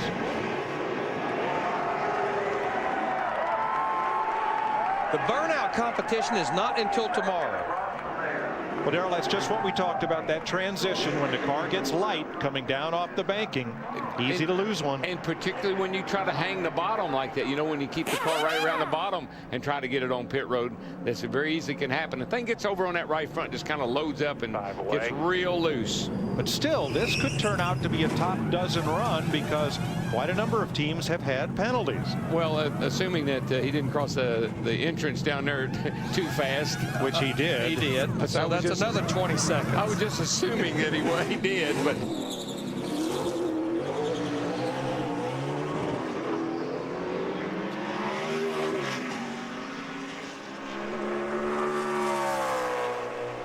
There's an old country song, if you're going to do it wrong, do it right. And he did. He came across the timing line at 52.8 miles per hour in the first segment instead of the mandated 45. Yeah, well, the interesting thing of that, he was going backwards. Well, that too. You know, the transponder, it doesn't know which way it's going. It just knows it's going. It got there actually quicker. It'll get you there quicker, exactly. That's right. That's right. When it crosses the line in the back and ends up in the front, yeah, that'll skew your speed over that segment. Hamlin is 14th before the penalty. And then the interesting thing to me was as you listen to him telling him, come, keep coming, brake now. And when they said brake now, he jammed them on. I'm not sure he needed all that information. I don't think he needed to hear that. A lot of information. I bet. She just locks up. Just enough to get him turned around. Yeah, actually, it was pretty much sideways all the way through that segment. If he could have done a donut and turned her all the way around. I think he'd have still been speeding. Oh, he would have been speeding, no question about it. But do you get any? It'd have been fun to watch. It'd been cooler looking. Your tires locked up when you turned it down. Do you get any style points? Nope. Too bad.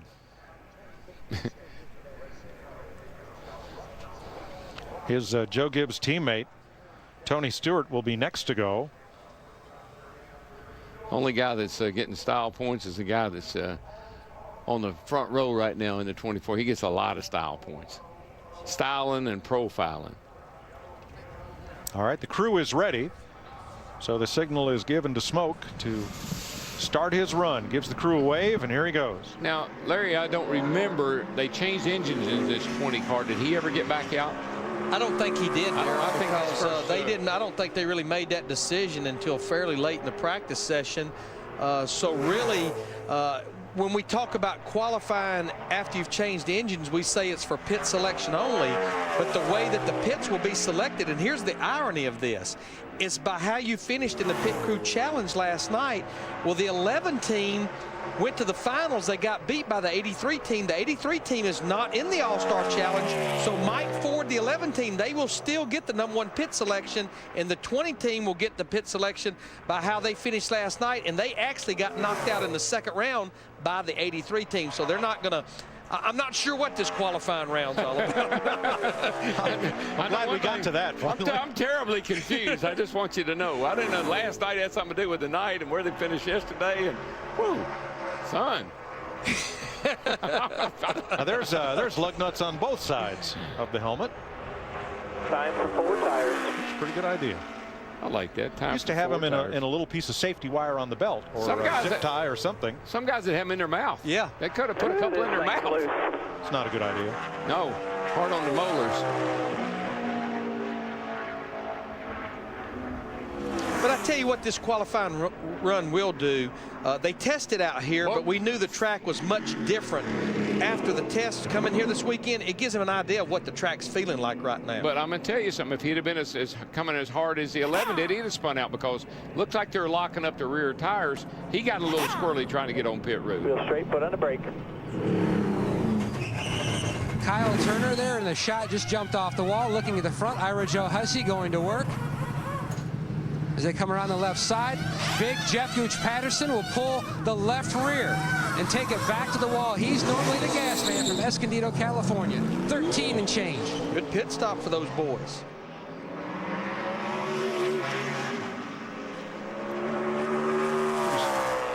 Decent exit, 115. Now, they had rocker arm trouble earlier. That's what led to the engine change after practice. So we know he will start at the back of the field for this All-Star Challenge, but we know he'll be in pretty good company, because Jimmy Johnson, Kevin Harvick, that group, they're going to be back in that area.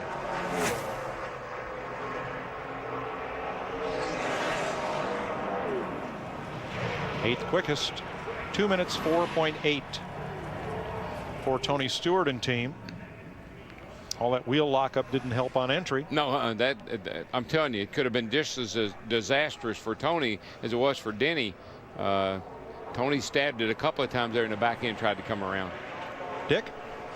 With Denny Hamlin. So how did those back wheels lock up and send you around? I don't know. It just started with our car won't even run.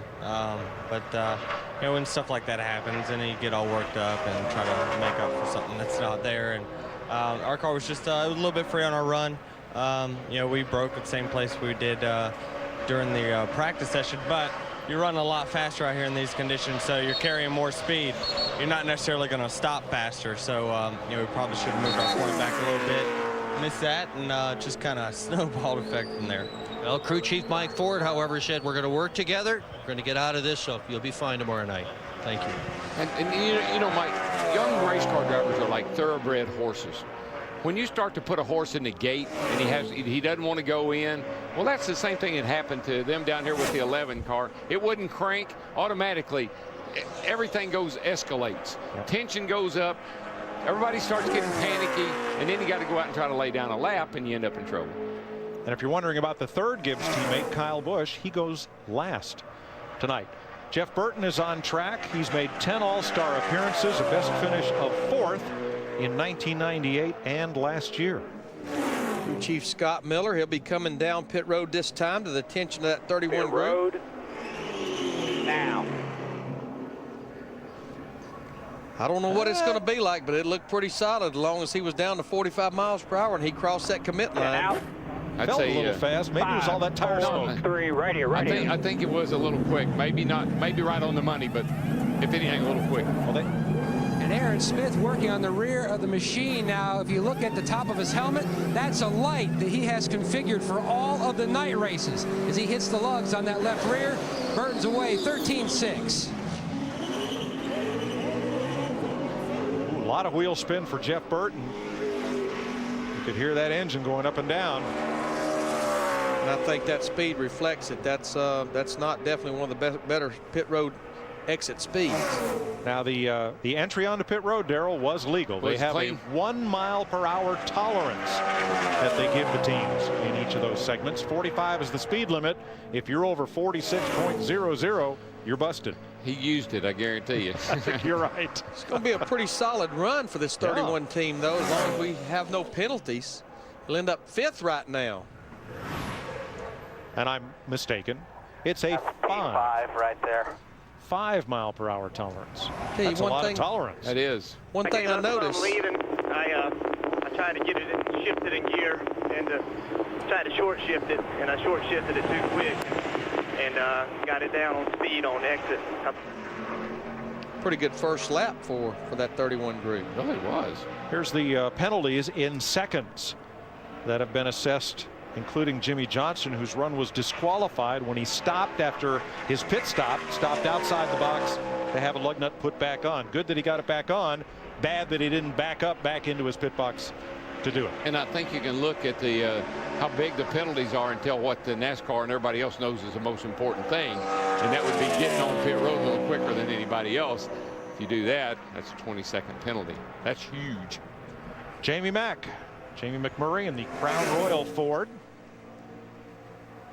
And again, 45 is the speed limit, and I'm corrected, anything over 50.00 and you go directly to jail. And that's every week in every race. They give them that 5 mph buffer, and they know that. Now, when the pace car dictates their pit road speed at the beginning of a race, they're on 45. Larry Carter, crew chief extraordinaire. Do you know crew chief doesn't have his driver then run 49.9? You can believe as the race goes on, that gets factored into the equation. You always bump those RPM up just a little bit.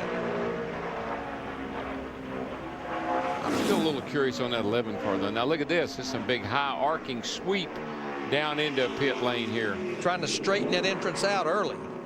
I like that. If he didn't lose a lot of time back there in the middle of the corner swooping around, it might be okay. Yeah, he was pretty slow up here in 10-3. Yeah.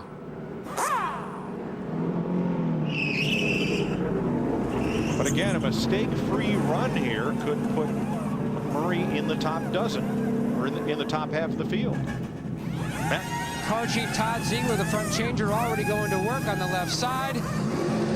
Solid stop, 13.4. Now this car seems like it's digging out there pretty good. Let's see what he does. Didn't have a lot of wheel spin.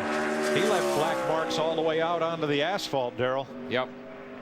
115. Look how that picked him up into the top 5. Right now, the fastest Roush Fenway car, Greg Biffle, sitting up in the 4th spot. I think Jamie gave up a lot doing that high kind of swoop up the middle of 3 and 4 there to get on pit road, but he made up for it on the stop. It'll be a good run for the 26th group. Made up on the stop and then made it. That was pretty decent exit speed he had.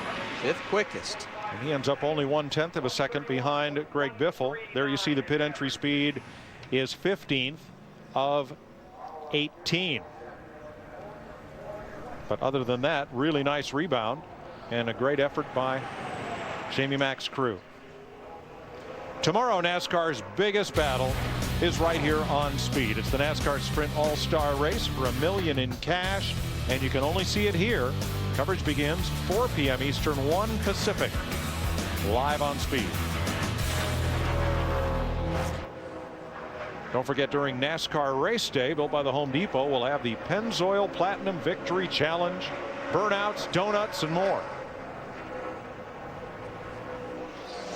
Clint Boyer for Richard Childress Racing, who this week held their annual sponsor summit up at the Childress Complex, just outside of the Triad, Greensboro, High Point, Winston-Salem, for all of the marketing partners of RCR. And the featured speaker was Fox Sports Chairman David Hill. I guarantee he lit them up. He gave them things to think about, things to ponder. David Hill can give you things to ponder like no one I know. He does that to us about 3 or 4 times a year, I think. Crew Chief Gil Martin looking on.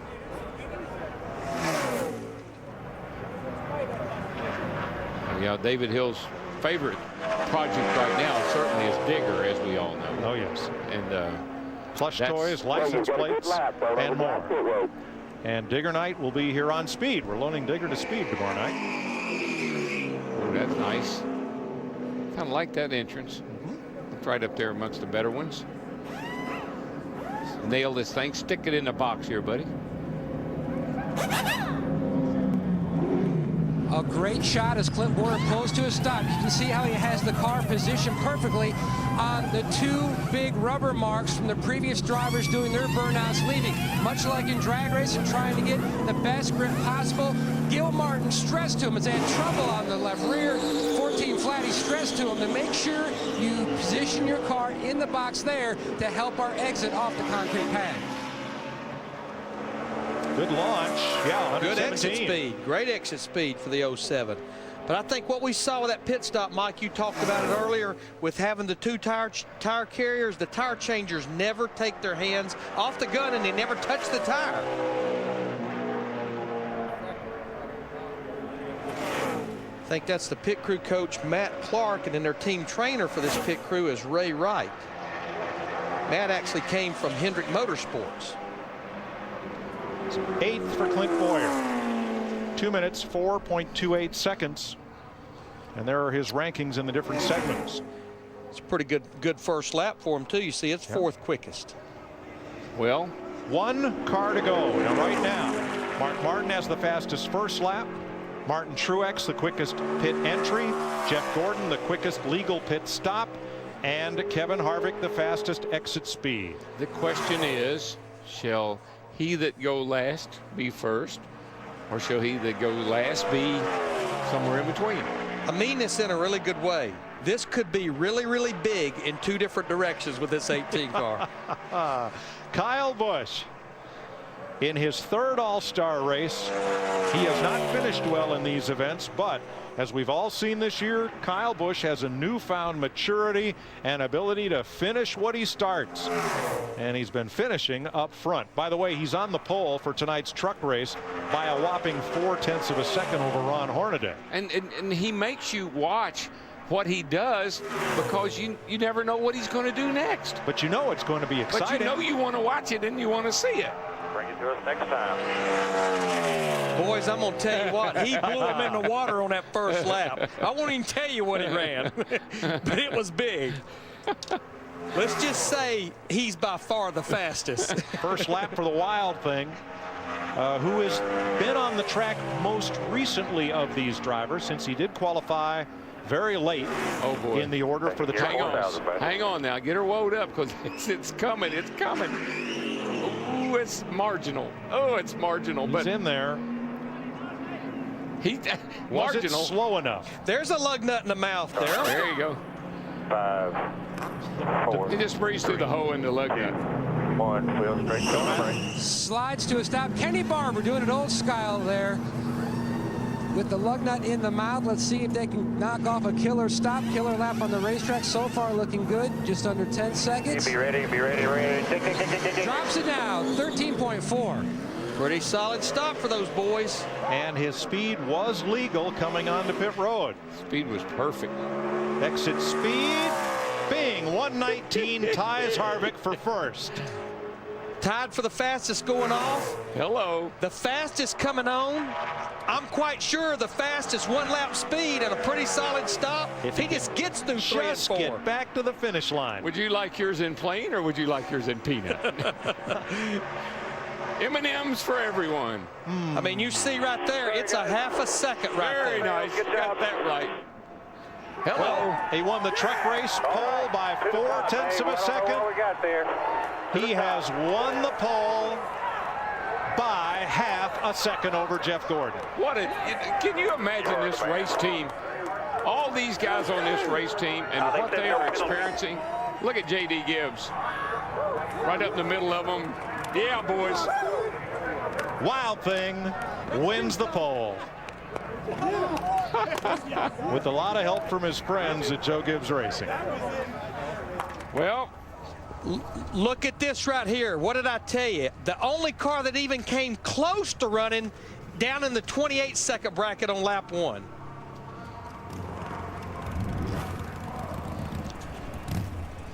Kyle Busch and Jeff Gordon will be the front row for tomorrow night's Sprint All-Star race right here on Speed.